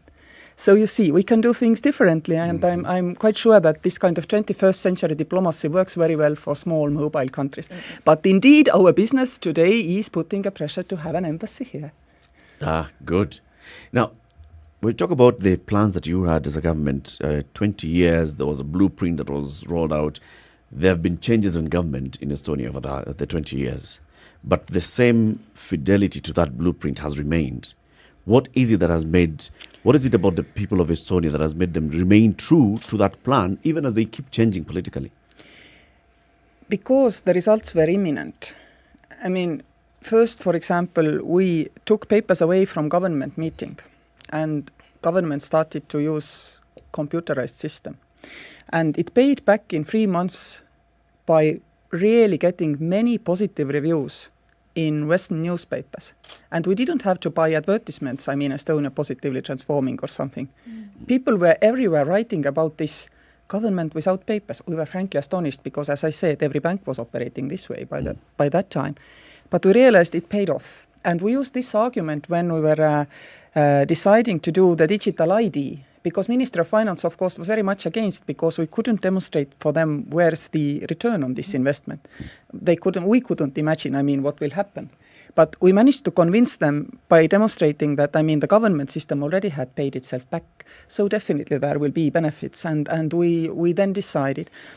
And then indeed, because the banks also took this digital ID as a gateway to their services and telecoms and all others, because they realized it's better than having your own kind of codes and identikits, because it had government guarantee.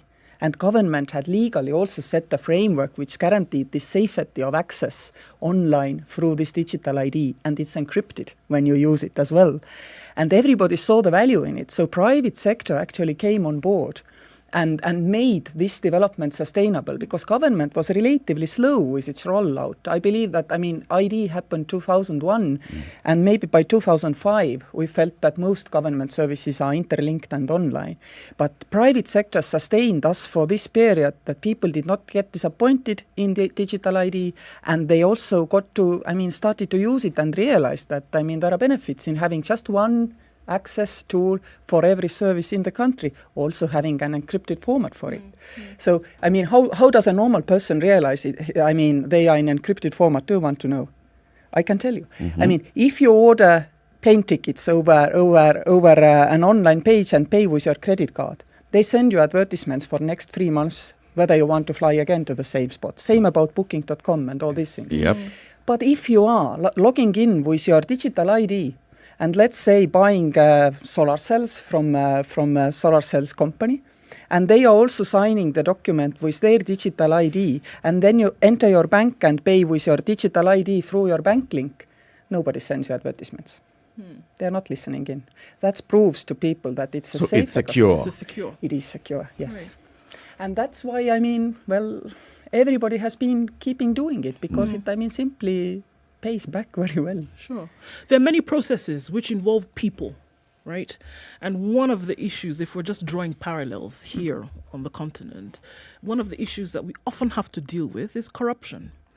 How, if that was a present issue or if it was a past issue in Estonia, was government able to deal with that? Digital alone, even if it's a transparent and easy to monitor model, does not change your governance culture. This is unfortunately, which I always have to tell people. I mean, you have to have strong, independent institutions.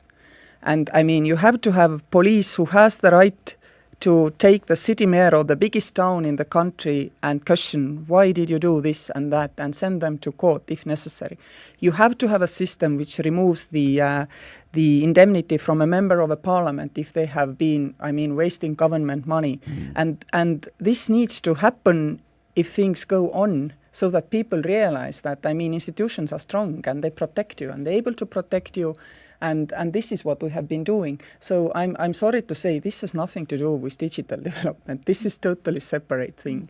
Because, I mean, you can digitalize whichever type of bureaucracy. I mean, if you have, for example, a heavy and cumbersome bureaucracy and you simply digitalize it, you will get a very efficient and effective cumbersome bureaucracy, which might be even more difficult to tolerate. So transformation does not change the governance culture in any country. You have to work on that yourself. So the culture of governance and the culture of making sure that people are doing things ethically, you said it's a big thing. And you've also mentioned something important, making sure that you have independent and strong institutions. How do you guarantee that independence? We have very many independent institutions in this country, but I think the question is whether the independence of those institutions is guaranteed from political interference. Here, your role, my friends from media, comes in very strongly. I mean, you cannot repress an institution if there is free media in a country, because, I mean, they will yell from the rooftops that something's fishy. And we have in Estonia fierce and free media, and if you look at the media freedom index, is really high there, I think in the low teens or something like that. And this is what guarantees also that you cannot touch the institutions. Because, I mean, they are protected by society as a whole and also by free media. And this is why you very often see that if countries, well, start to stray from this kind of good path of development, then they go after their free media. For me, this is always this kind of a canary bird situation, that if free media feels they are suppressed, something fishy is going on with governance in the country. And in Estonia, our media is extremely free. I can tell you all politicians basically don't like it. I mean, how can you like? I mean, everybody asking nasty questions and feeling very comfortable in asking these nasty questions, and you have to answer every one of them. But this is the price you pay, I mean, for keeping your institutions independent and strong. You know, there's the path that was followed to get to this point. Because human nature, given what it is and how it is, there are things human beings simply don't like. If you're in a position of authority and power, you would like people to sort of like do what it is that you expect them to do. How is it that as a people you have embraced this culture that brings about the levels of accountability that you're speaking of? Actually, we realized that, I mean, if we want to be part of the free world where rights are respected, freedoms are respected, media is free, institutions are independent, they only accept us even to trade with us if we are like that. And we wanted to be members of the European Union. So, I mean, instead of convincing each and every Estonian that corruption is bad and free media is good, we convinced them that, I mean, we need access to this strong market, I mean, of European Union. Otherwise, we cannot grow our economy. And as I said, we were extremely poor at that time. So people really went along with all of this changing, mostly for, I mean, economic benefit, and all Estonians also realized that being member of the European Union allows us also to aspire to be member of NATO, and all this together is also a security blanket, I mean, for Estonians, so that the Iron Curtain can never fall again. So initially we didn't bother to convince our people very much about the rule of law. And it's very interesting that, I mean, our constitution is very strong on rule of law and so on. But now, a couple of years ago, we suddenly had kind of a public discussion about personal freedoms and rule of law and even free media, because we simply hadn't had it 30 years ago. So coming to a certain age, having a certain economic, capability already, people now kind of atavistically reverted to the discussion which they should have had when we were approving our constitution in 1992, but which then nobody did because it was Estonian constitution. We simply approved it. We didn't compare it. Okay, it gives the minorities these rights, gay rights, all this. And people didn't question it. And then suddenly came back to it a decades later, and we had this discussion. And they're starting to poke holes. Yeah. But President, I'm intrigued by Estonia's political system. It's a parliamentary system. Yes. You as the president are the head of state, and then the prime minister is the head of government. First of all, it's a big congratulations for having president and prime minister who are both women leading this country. Now, back to the political question. How is it that a country so small with such a few number of voters cannot have just 2 or 3 dominant political parties, that it has to be led by a coalition of parties? It's the electoral model. It's a modified Drought model, which actually makes sure that, the parliament has a high number of parties within it, which means that all political views in Estonia are represented through parliament. And then in the parliament, they have to gather a majority, a simple majority to form a government. But because you have many fractions, four has been minimum, and then we were already worried that it's too low a number. 6 is pretty normal, 5 is current. And then they have to form a coalition, which again means that, no government can be, straightforward left or right thing, or for openness or totally for kind of closedness. It has to be a coalition.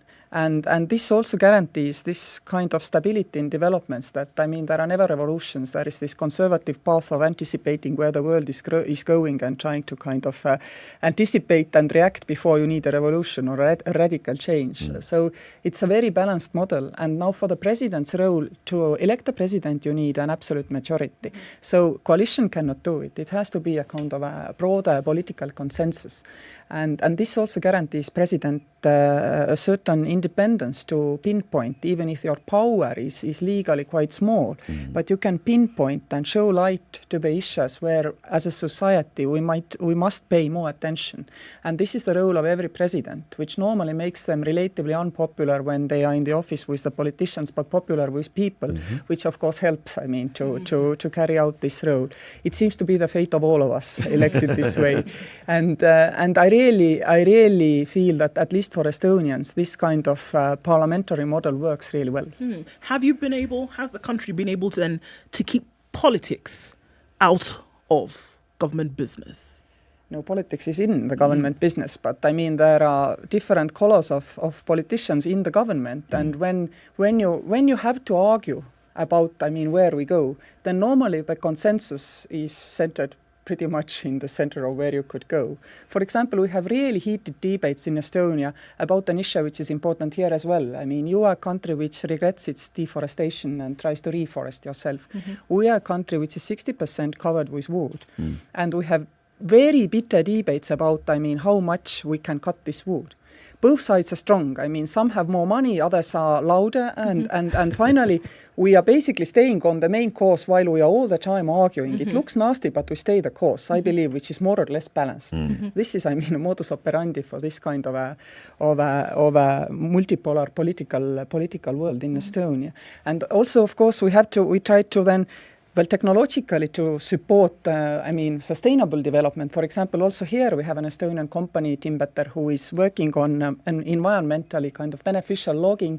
And I just yesterday asked, could you also ask help with reforestation projects? And they said yes. They are now thinking of a system where they could also electronically help to handle and manage reforestation process. How would that be done? This country, we've been talking about, reforesting the country and getting to a certain forest cover. You have 60% forest cover in your country. We are struggling to get to 10% and maintain that. So how would Estonian private sector and even your government be able to help us improve this? And you're saying electronically? Yes, this is, by the way, not government. This is a private sector enterprise. They work also with, for example, Latin American huge timber companies. What they do is that when somebody cuts the logs, then they provide the company with a system which they take a photo with their mobile phone and they immediately measure what is there, what quality it is, and it goes into the central database. So nobody can lie, nobody can steal. I mean, it's all very visible and transparent and also efficient. There will be no losses because if you know what you're bringing out of the wood, you already can sell different parts to different factories which do different things to it. And they yesterday explained to me that they are now thinking about how to make a same kind of controllable, transparent framework for reforestation. Don't ask me, ask Timbeter to come here and explain to you in a closer detail. Yep. Because in principle, a politician in Estonia is a dumb user of the electronic systems because, I mean, they are all built by private sector. We are smart prosecutors. And then how the black box functions. Well, I have 2 degrees, genetic engineering and MBA. I don't know what is within these things, but they do what we ask them to do, and they are also able to demonstrate to us that we can trust that they don't sneak our data away, which is also an important element. Trusted connectivity. Right. You have to know who controls the technology and the data. And we just had Tallinn Digital Summit with OECD, European Union, US present, and started to build Tallinn consensus about how we want to see that in 21st century we are sure that we can trust our connections. Like today we trust all these geopositioning systems, the GPS, because it's run by a democracy. My son thinks it's a natural resource, by the way, and it isn't. And it's run by a democracy. Therefore, the threshold to cut off the service to get your political objectives is extremely high. It's so high, we've never seen it. This is what we now need for 4G, 5G, all this connectivity. That technology always does what we ask it to do and explains to us that it doesn't do anything more. Estonia, please go ahead and do. All right. So, I mean, you did mention briefly about the seamless operation between private sector and public. How has that, and why was it important to have this seamless movement between the two? Precisely because then you don't understand that government has to be less developed than private sector, for example, in technology. And if people ask me what is the biggest reason why Estonia is this digitally transformed nation, my answer is we have no segregation in labor market between private and public sector. In Estonia, I mean, you are not your pension is not better if you stay in the same sector or same company all your life. We do not penalize people for being adventurous, moving between public and private sector. Actually, you cannot be a good leader in public sector if you have not some experience in private sector. It's held against you. So we have no segregation in our labor force. And it's very unexpected answer, I know, but this is the reason. I mean, we go hand in hand because most of us have experience in various sectors. I have worked in telecoms, energy sector, investment banking, and then advised Prime Minister, then been an European Court of Auditor member, and now President. So we all have this kind of various jobs. And that means that we know each other. And also nowadays, if you think about, for example, European Union agreed a certain rule set for digital services, most governments regulated this alien thing, private sector. Estonia regulated itself. The government also had to make sure that the GDPR, the European Union rule set, applies to our own services, which means you are not regulating unknowing what you are doing to those service providers, because we are with them, we are one of them, and the private sector is with us in all of it. Estonia has opened up its higher education sector, the university sector, tremendously. What I'm thinking, and this is what I need to ask, is how exactly does Estonia handle their immigration issues with relation to higher education input from other parts of the world, them joining the workforce in Estonia and being part of that community? There are 2 models of involving people in your economy and in your education system. One is everybody comes to your country. The other is our companies go and hire people elsewhere. Yes. And our universities also offer quite a lot of MOOCs and I mean online courses, of course. But indeed, I mean, we are of course also striving to have more talent in our country, and therefore we have created such a system like Startup Visa. And if you are working in a sector where something is growing quickly, it can be turnover, it can be profit, or even the number of people working for you, you have an easy access to global workforce, and you can ask people to work in our country. And that people know Estonia very well, and also the startup visa system is a result of another project. Estonia offers e-residency, which means that the access to this digital ecosystem is given to trusted people. We check their background, by the way. Trusted people from third countries. They don't have to be European Union countries neither. I mean. And we have many e-residents who establish companies in Estonia without ever setting their foot in the country. You can work in an Estonian company if you are an e-resident, and if you are not, it's difficult because you have to log in, with all these things all the time. And this way, e-residency also creates an opportunity to participate in our workforce. And I mean, this way we have seen what the others are starting to see now, that the global services online market exists. And it is totally free and well developed. You know why? Because nobody bothered to regulate it, because nobody noticed. Now my worry is that when we start to take notice, and it's rightly so that we have to regulate to a certain extent. Yep. But I mean, I wanted to not to regulate towards being closed. For example, if you have European cloud of data, I still want that designers from Kenya or bookkeepers from Australia or from wherever world can have access to my data. I mean, controlled access, of course. But access to offer services into this European cloud. High risk is that we regulate it so that this market opportunity will be closed. That is a second big element which I'm very sensitive about. Now, if I have, let's say, 1,000 bookkeepers working in Estonia from Kenya, how internationally, I mean, I maybe pay them into their PayPal account. How can they declare to your tax board and assure your tax board that this is all I paid them? Right. I mean, we need to internationally think about it, because what I don't want is that to ignore the problem that if I simply pay into a PayPal account, these people in your country, I mean, they have the resources, but they have to go without social security system. So I would be actually, I mean, treating your country unfairly. Because, I mean, we will get the economic benefits, but you will be left with these people in your hands not knowing that actually they could participate in your social system. And this is globally a big issue, which I always raise when I'm at multilateral fora in the European Union, also in OECD, that we have to create a model where we do not kill this services market, but allow the social benefits to be really used by both countries where people work and where people live. A global digital nomad will find a solution. But if we do not facilitate their remaining part of also a social security system, the richer ones go private and the poorer ones simply go without.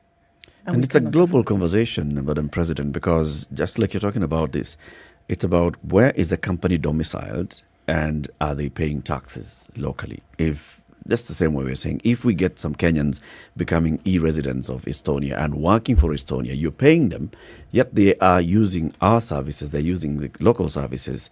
How does Kenya benefit from this? You say you raise this all the time at every forum that you have an opportunity to. What are you reading? Are the world leaders seeing what you're saying? Company level, yes, because there is now an agreement that corporate income tax will be globally harmonized. And company-wise, yes, but we have to realize that in this digital world, I mean, people don't have anymore to assemble into companies to raise their productivity. I mean, they don't have to. And they can instead, I mean, if you're a good specialist, you can offer your services globally. You may work at the same time in Australia, in Kenya, in America. And we need also to create models for these independent service providers. I mean, of course, they can all create companies, and some of them might choose to create them in Estonia, some here in Kenya. Then it is very easy. I mean, this international regulation will apply to them. But what to do about those who are independently working and who are not interested in creating companies, but also probably realize that they need to be part of the social security system, and how to make this kind of work very well seamlessly. In addition, what you have is that, I mean, they work intermittently. And most of our social systems demand industrial area work pattern. 9 to 5, a certain address where you work, and a certain address where you live. And then, in one you pay taxes, other you receive services. They don't live this way. So we have to offer them more flexible kind of safe hub of a state, which, I mean, gets the taxes and provides services globally. Because in addition, these people never live in one place. I mean, they live also globally. They all live. And in Estonia, we are, for example, offering also an opportunity to keep your child in Estonian school with some online support and help to pass Estonian curriculum wherever you are globally. For example, I've seen also here in Kenya, our honorary consul says me that her kid is in school in Estonia only because we have this system. She heard it from me that we have it in some speech. I mentioned it, looked it up. And of course, it takes a lot of effort from parents because partially it would be homeschooling, even if the child could log into a classroom and so on. Yeah. Some schools in Estonia offer this opportunity. But I mean, this is the way of thinking. I mean, we allow our citizens to roam globally. European Union labor market is free. We have to follow my citizen with services. They have to be able to vote online. This is elementary, but they have to also be able to school online their kids and so on. And we have to find a common model. And here now international community comes in agreeing how then taxes are distributed and how the services are offered. We're having a conversation with Her Excellency Kersti Kaljulaid. She is the President of the Republic of Estonia. She is right here in the Situation Room on SpiceFM. We're also live on KTN Home, on KTN News. We're live streaming the show all over the world on our digital platforms. Your Excellency, allow me now to plug in Kenya nicely. We have a well-educated population. We are very well placed geographically. Kenya is actually, if not the leading, one of the leading IT and innovation hubs in Africa. Now, you've talked about very many opportunities, for example, e-residency and Kenyans being able to apply, and then, of course, you'll vet them. What other ways can this population in this country benefit or even contribute to this global conversation about digitization? For example, we are very good with online jobs. We both can contribute to the global community. And we were, for example, yesterday discussing with President Kenyatta that we need to make sure that globally no child gets lost, that we know who is born where to whom, so we could offer them vaccination, education, monitor there is no child trafficking, etc. And this can only happen if globally we register the birth of every baby online. Estonians do it, but we are not a good example because everybody says, but you are in Europe and you are rich and all this. But there are little hubs of digital development where digital IDs actually exist, and Kenya is one of those. So Kenya could be the role model for the rest of the continent. And also I think you have some other conditions which are met to operate a kind of mobile registration into a population registry of babies, because you use M-Pesa. And you don't need, much more complicated system to register birth of a baby, for example. And this way you get the digital citizen when you get the citizen, and they grow up digital. And then you can actually, offer them all other services. And because you have this digital ID, you are able to demonstrate to all your neighbors, how this can be properly done, that, people have easy access to services and government is not leaving anyone behind. And we found that this could be really something where we could together contribute to the global development, for example.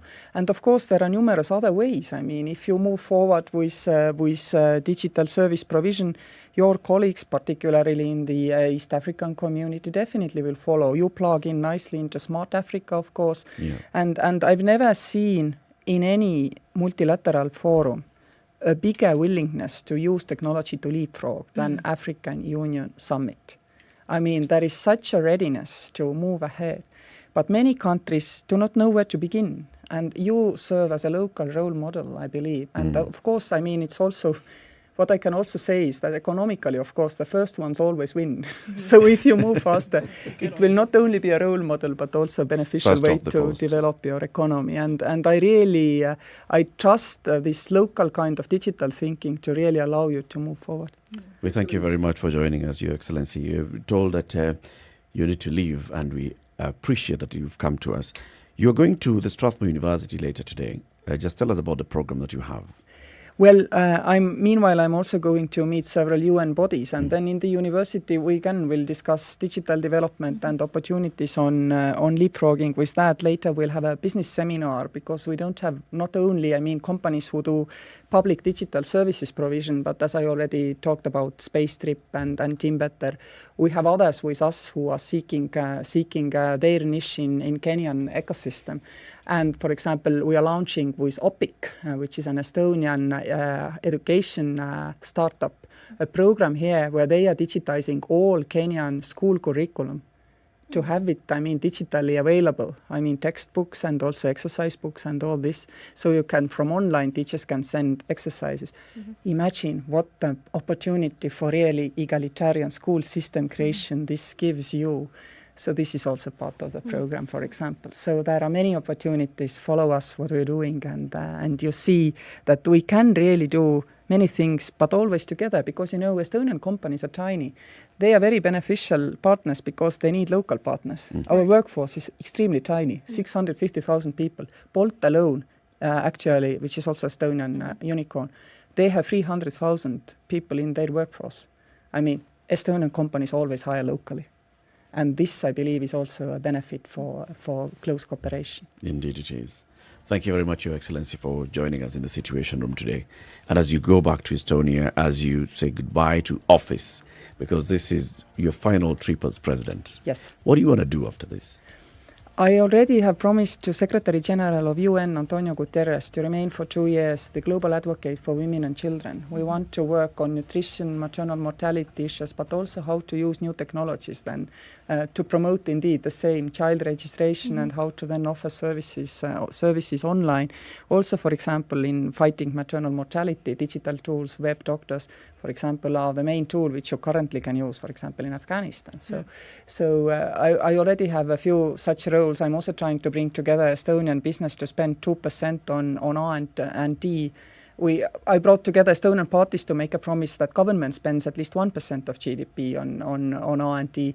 Now the private sector needs to reciprocate, so I'm now trying to work with them. And then we have a wonderful school, which is a coding school in least developed part of Estonia, and really an industrial area which loses their oil shale industry because we go green nowadays.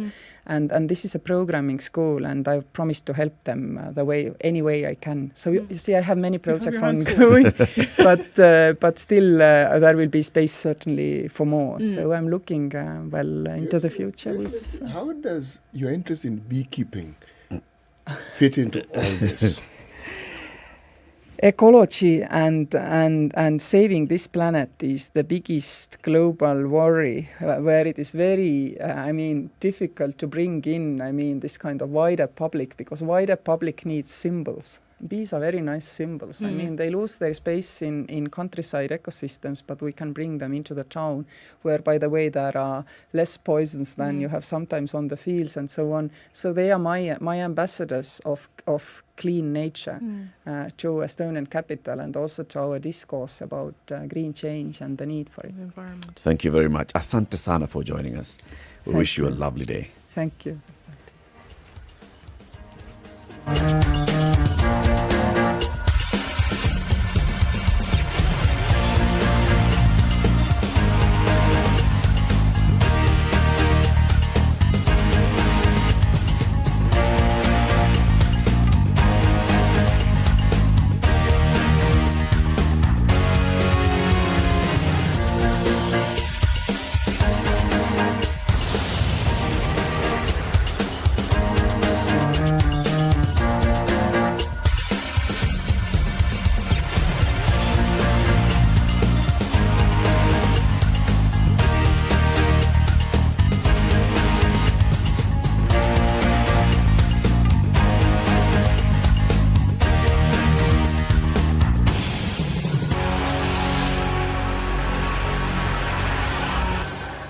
This is the Situation Room, the only way to start your day. Spice up your life.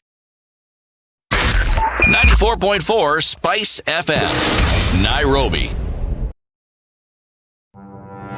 There are so many people peddling what is false and that it bears remarkable resemblance to what is true. Politicians have their agenda, and their agenda is to use every opportunity to sell that agenda and to loot this nation. I have seen major strides that are done in this country when we talk to each other as against talking at each other. We start getting back into the tribal cocoons which were put to us by the colonial powers. You know, they gave us physical freedom but not mental freedom. We're still mentally colonized today into these cocoons of tribe. Now, if you live in an area where it's difficult to find a dog, he's a goat. I kid you not. In which part of this country is it difficult to find a dog? So that you resort. Afande umbo yako iko na pembe. Nini umba special. This is the Situation Room, the only way to start your day.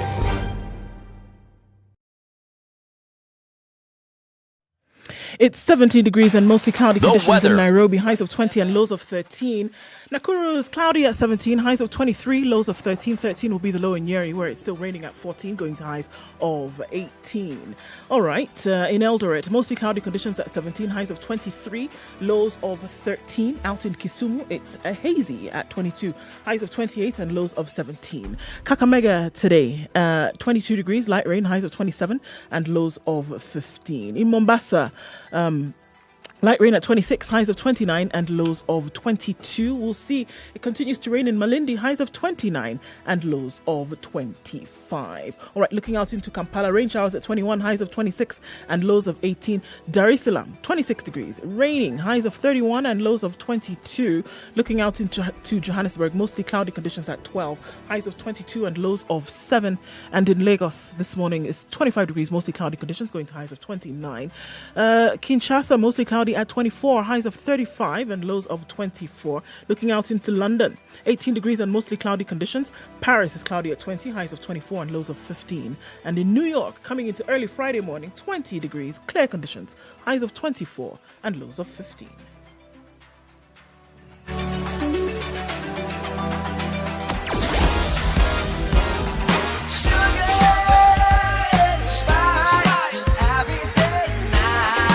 It continues in most parts of the city this morning. It's still heavy inbound on Mombasa Road, just in that section. After General Motors, however, you should be clear.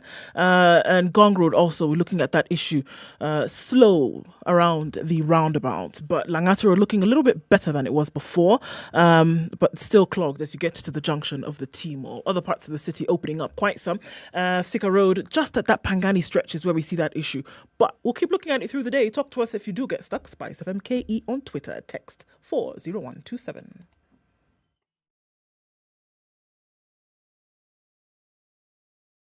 Sugar and spice and everything nice. Everything nice. Spice up your life. Mature, intelligent talk every morning. Spice up yourself.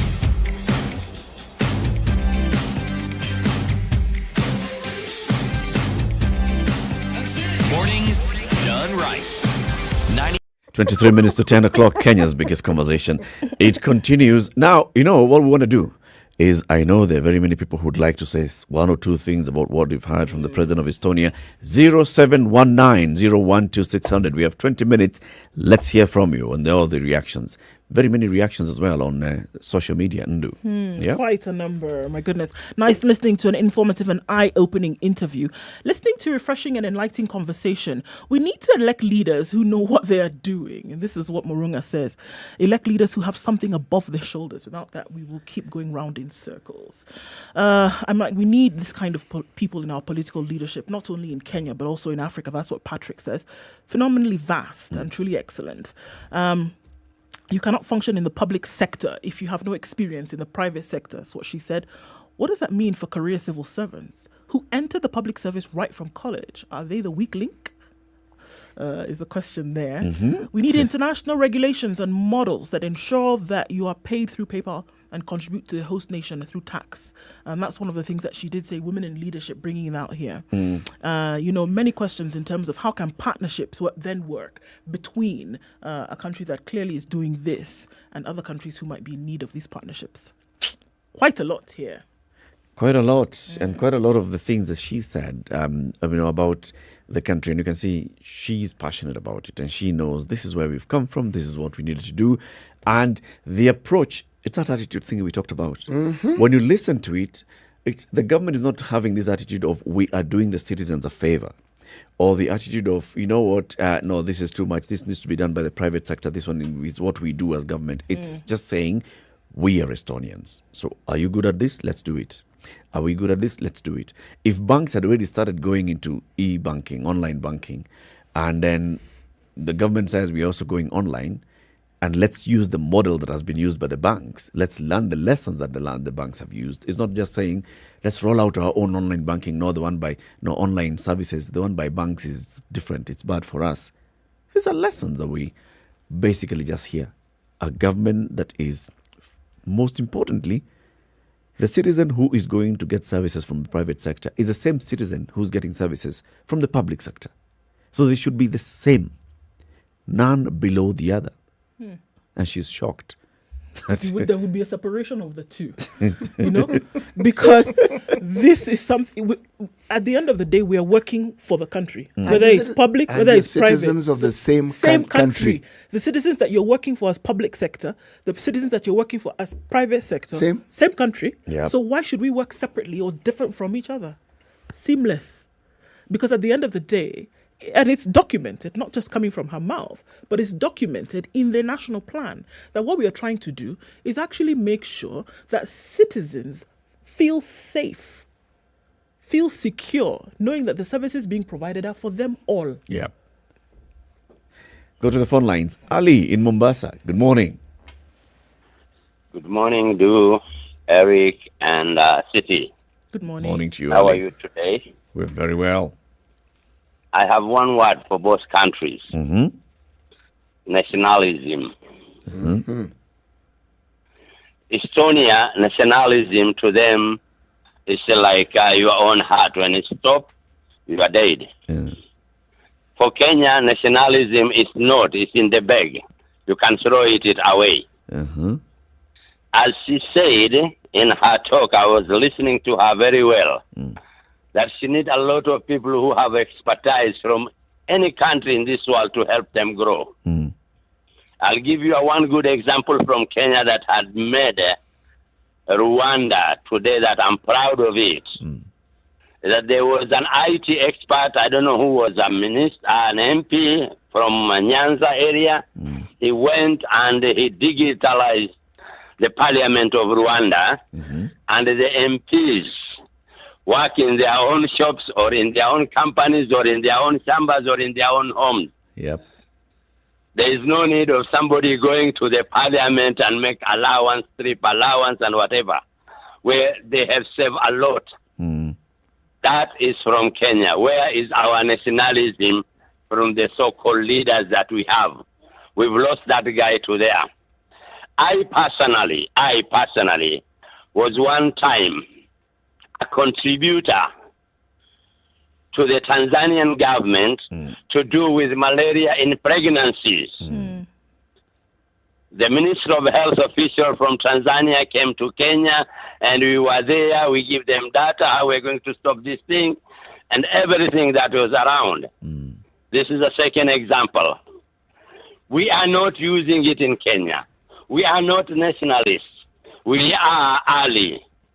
Unless I kill Ndu, I grab a city and I con Eric, then Ali is okay. What I'm not doing is to make sure that Ndu is not grabbed. Yep. Eric is not killed. Yep. City is not conned. But it's for the better of both of our children and great-grandchildren. Let me give these three people a chance to make my growth. and their growth. Yes. The last thing I will tell you about the Estonian president, congratulations to your nationalism. She's already promised a job. Asante Me sana. and you are corrupt. Can we be promised a job? By who? That was the last question she was asked after your presidency. She says already somebody is looking at it. Why? Because the CV says we need this person to be in our place. Thank you very much. Thank you very much, Ali. Thank you. You know, a lot of the potential that we have in this country, it's like many people are saying, it's just harmonizing it and getting the leadership to work to make sure that we can deliver. Ali is just giving the example. I think it was a former MP, Shemo Chodo, who worked in Kenya and then went to Rwanda and advised the government of Rwanda on several things. The first head of the ICT board in Kenya, Paul Kukubo, also worked in Rwanda, worked in other countries, and they've helped other countries. Kenyans have the knowledge, the know-how. And you know, when you mention Rwanda, the thing that I have to say is that they were very open to other members of the East African family coming into their country to work. They welcomed it. Now, it's the same attitude I'm seeing with Estonians. They are welcoming other people. Now, we may not know this, but Kenya has been very good at that for the longest time. We have also been a very open society, welcoming people. Now, what I basically am hoping to hear going forward is the Ministry of ICT and the Ministry of Foreign Affairs looking at the IT and innovation hubs that we have working in this country and linking them up with the Estonian government, seeing how you can register and work. Because you gain that experience, and then the next thing you're going to do is you're going to apply it here. Yes, you are. Work with Bolt. It was started in Estonia. Bolt is in Kenya. Taxify. All these organizations, and they're called unicorn. It's a startup. It gets to a point where it gets over $1 billion. It just becomes, a success story, a global success story. Many of them, Estonia has the most. We have very many people working in various hubs in this country, working and innovating and seeking solutions and seeking experience. If we can just link them up with this country, in a few years' time, we'll be right there. Morimo Irongo Amos, I'm seeing you're trying to call. Please call back so we can hear from you and the contribution you wanted to make. We've often had the conversation about building solid institutions. So it really doesn't matter, realizing that this institution stands for one thing or the other. Then thereafter, it would not matter the individual who comes in, because you realize that either the system will accept you, the institution or system would accept you coming in to do your job, or reject you if you didn't. And so that's why you wouldn't even have an issue like what she was saying with things like corruption. Because you're saying, why can't we get from one place to the other? Why can't we do this? Why are we seem to be stuck in the mud, right? That the institutions are so strong that anybody coming in realizes and understands that trying to hoodwink the state doesn't even come into play, because the system is so strong that it will either accept you for your work or reject you for the opposite of that. Strong systems clearly are what you need, not individuals. Not individuals. It's the systems. Irongo in Kisii, good morning. Good morning, Eric. Morning to you, Irongo. How is Ndu and the city? Fine, we are very well, thank you, sir. And how are you? I'm fine. I have been ailing, but I'm now well. I'm in school.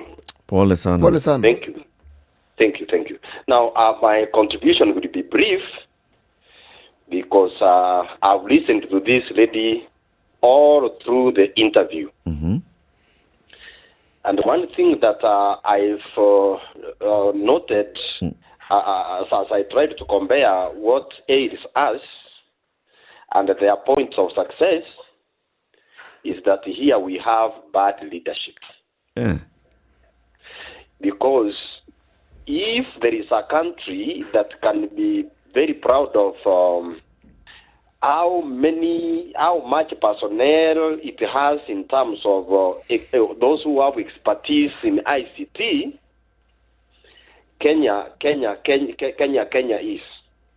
Yeah, true. But the worry is that every time that we want to digitize things, digitize systems which will cap corruption, which will increase productivity, which will show how much we have collected in terms of tax, probably at the county level and even at the government level.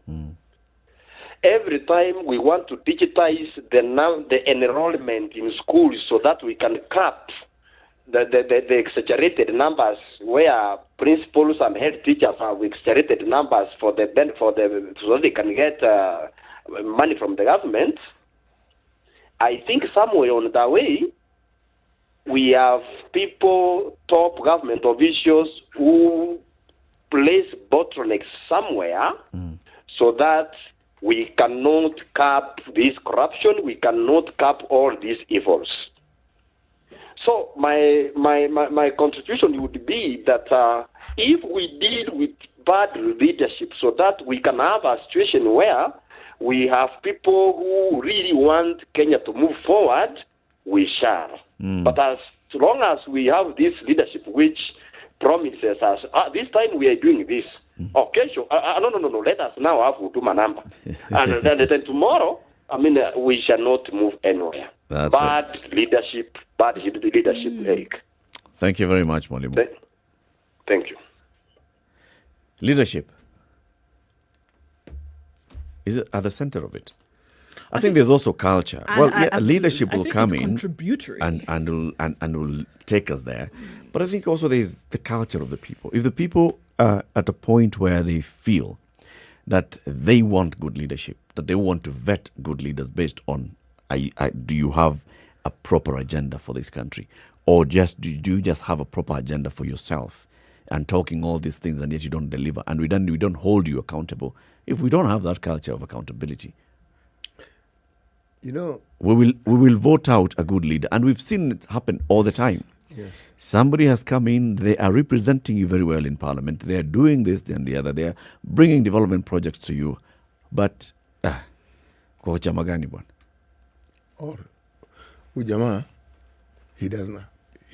Whenever he comes, he never gives anybody anything. Yes. And you're thinking, that man was not elected to give you what you think. The election has nothing to do with dishing out money to you. Representation has to do with ensuring that your lives are improved, that he sees to the long-term improvement of your situation and your lives. But look at the subversion of our expectations from our leaders. It's like someone comes with a plan and has even demonstrated that they can actually do good. You are not interested in that person. You know why? Because they're not giving you money. Yeah, because there will not be something for you. There will not be anything that you can give as a portion to yourself. Don't you see why it is that this mental health issue should be taken seriously in this country? Seth in Nairobi, good morning. Good morning, Ojo, Eric, and Vicky. Good morning. Good morning. Yeah, actually, that was a very good conversation by Her Excellency, the President, and it was quite enlightening. Now, my worry is our country. Do we ever stand a chance of attaining those standards? Unfortunately, we don't. We don't. Why do you say so? That we don't have not that we don't have the capacity or the will or the urge or the drive. We have all those. But then the problem is, do the right people who can drive such matters stand a chance in our society today? They don't. We are so rotten. Corruption has taken over everything. We cannot attain anything, city. That's my worry. I hear you, Seth. You know, if as you say this, Seth, and looking at Estonia 20 years ago, they came up with a blueprint and a plan, and they said, let's do this. In this country, 15 or so years ago, or is it just less than 20 years ago, we came up with a blueprint, Vision 2030. Change of government should not affect the attainment of all the pillars of Vision 2030. Unfortunately, it does a lot. It does a lot. For example, if you want to see the strides we're making or the pace at which we are going, look at when the current government started. You know, the kids were promised laptops. Did it happen? You know, that was a very good idea. it was a good place to start from. Had it happened, then we could have had a hope that we can start such a thing 20 years from now or 30 years from now. Yeah. It can happen. Yeah. How many programs of the Vision 2030 are in place right now? What strides have they made? What percentage of those plans has been established by now? The problem is we have those plans. The government comes up with these fancy plans, which gives so much hope to the youth. But then the moment the government changes, then that means the death of what we were promised or what was to be established. Which is what I we're really saying. doubt we will. Which is what we're saying about the importance of having systems in place, because a system so strong then guarantees that it doesn't matter which leader then comes in, he or she will leave and the system remains in place to further the agenda that had already started. So it's not about the individual really, because if we see individuals who've done things, even in this country, who've done things, and across the continent, individuals who've done things, but once they leave, that thing dies, you know? No, that's everything we lack as a country. What she said is everything that we lack. And she actually mentioned the independent bodies. Do we have them? Are they independent? Yes, they're independent by words. By words. But then are they really independent? Yeah. Seth, you're sounding very dejected. You're sounding like you sound like you want to move to Estonia you've given tomorrow. up. If I had a chance, I could go to Estonia. Is there a way we can all go to Estonia? Or even kill all our current leaders? Let's adopt Estonians. Yeah, honestly. No, but my brother, think about it for a single second. Eh? What she's saying is very achievable. It is. They drew from whatever situation they had been in before. You know, this country was occupied by so many nations. It's actually amazing. But they realized that they needed, you see, that realization that, you know something, this is the path we need to follow. We haven't gotten there yet, if you ask me, because we tolerate our corruption, we tolerate our corrupt leaders, we tolerate the bad service that we receive, and you know how we tolerate it? Kenyans in their... When I say, can I ask from your point of view? Ask. Do you believe we will attain those standards? Yes. How much time do we need to get there? It's not so much a question of time, but how willing one is to do what is right in the space that they are in. But not forget national space, just your own space. This is how I am going to go about this business in my space. The issue of two isn't a factor of 2. It is 1 + 1. True. Plus, Yes. I don't think time is something that was being regarded at that moment. When they started to do this, they didn't say in 20 years we want to be here. They just started chipping away at the block. This is what we want to do. We want to start. This is what we're going to do. Do we Move on to the already next. believe the vision, our Vision 2030 is on the right track? You know, the thing is, I think the issues that we have, I've actually sent an invitation to the head of the Vision 2030 Delivery Secretariat to ask him whether he can join us in the situation room next week. So we can find out, so how far are we? You know, you may actually find that in very many of the pillars, we are above 50-60% in terms of attainment of what is the Vision 2030. You may hear that is the case, but because we actually do not even know, do you know the pillars of Vision 20? Does every Kenyan know what Vision 2030 is all about? No. If we don't know the metrics, how do we measure? If we don't know what the content, how do we measure progress and come and say, all right, so yeah, we are at 20%. 20% against what? Of what? Okay, gentlemen, that was my contribution. Thank you very much, Seth. Have a lovely day. You too. Getting there to understand, because honestly, as I'm listening to all the conversations about Estonia and what it's done, I come back and I'm like, but Kenya is already doing some of these things. Yes. Yes. We have a Vision 2030 that was saying this is our plan and we're heading there. We shall, in every 5 years, we shall be reviewing. The last time we had a public review of the 5-year plan that was proper, government-led, I can't remember. And that's why maybe we start losing this track of, is this really important? sounds like it wasn't important to the politicians at a point. You see, we are the ones who have allowed the politician to be at the center of our conversation. If you listen to what the president of Estonia was talking about, the center of the conversation is the citizenry. Yep. The politician is a service provider. The civil servant is a service provider. The business person is a service provider. Yeah. And they're also citizens. So in looking after their own interest, everybody does their bit. True. That's very true. Everybody is doing what they're supposed to be doing. Yes, everybody does their bit. Coming to the end of the show. City, let me read the proverb in Kiborana and then you can read it in English. Yes? Hukon darba alati. Muyon ndu dirsa alati. Right? Yeah, hey, you've done a very good job, my friend. It's the Ndu element. It's the Ndu element. It's the Ndu bit there. Yes. What does it mean? Weak cow. Blame whoever. It falls. Push. Blame somebody. Pushed it. Weak cow falls, just looks back. No man yangusha. Yes. Thank you for tuning into the Situation Room this week and every week. Join us again next week on Monday. We'll be here bright and early. Have a lovely weekend, folks. Good morning. It's now 10 a.m.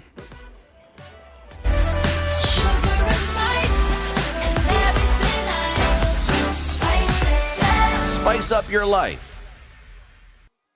The latest news from around the world. 94.4 Spice FM.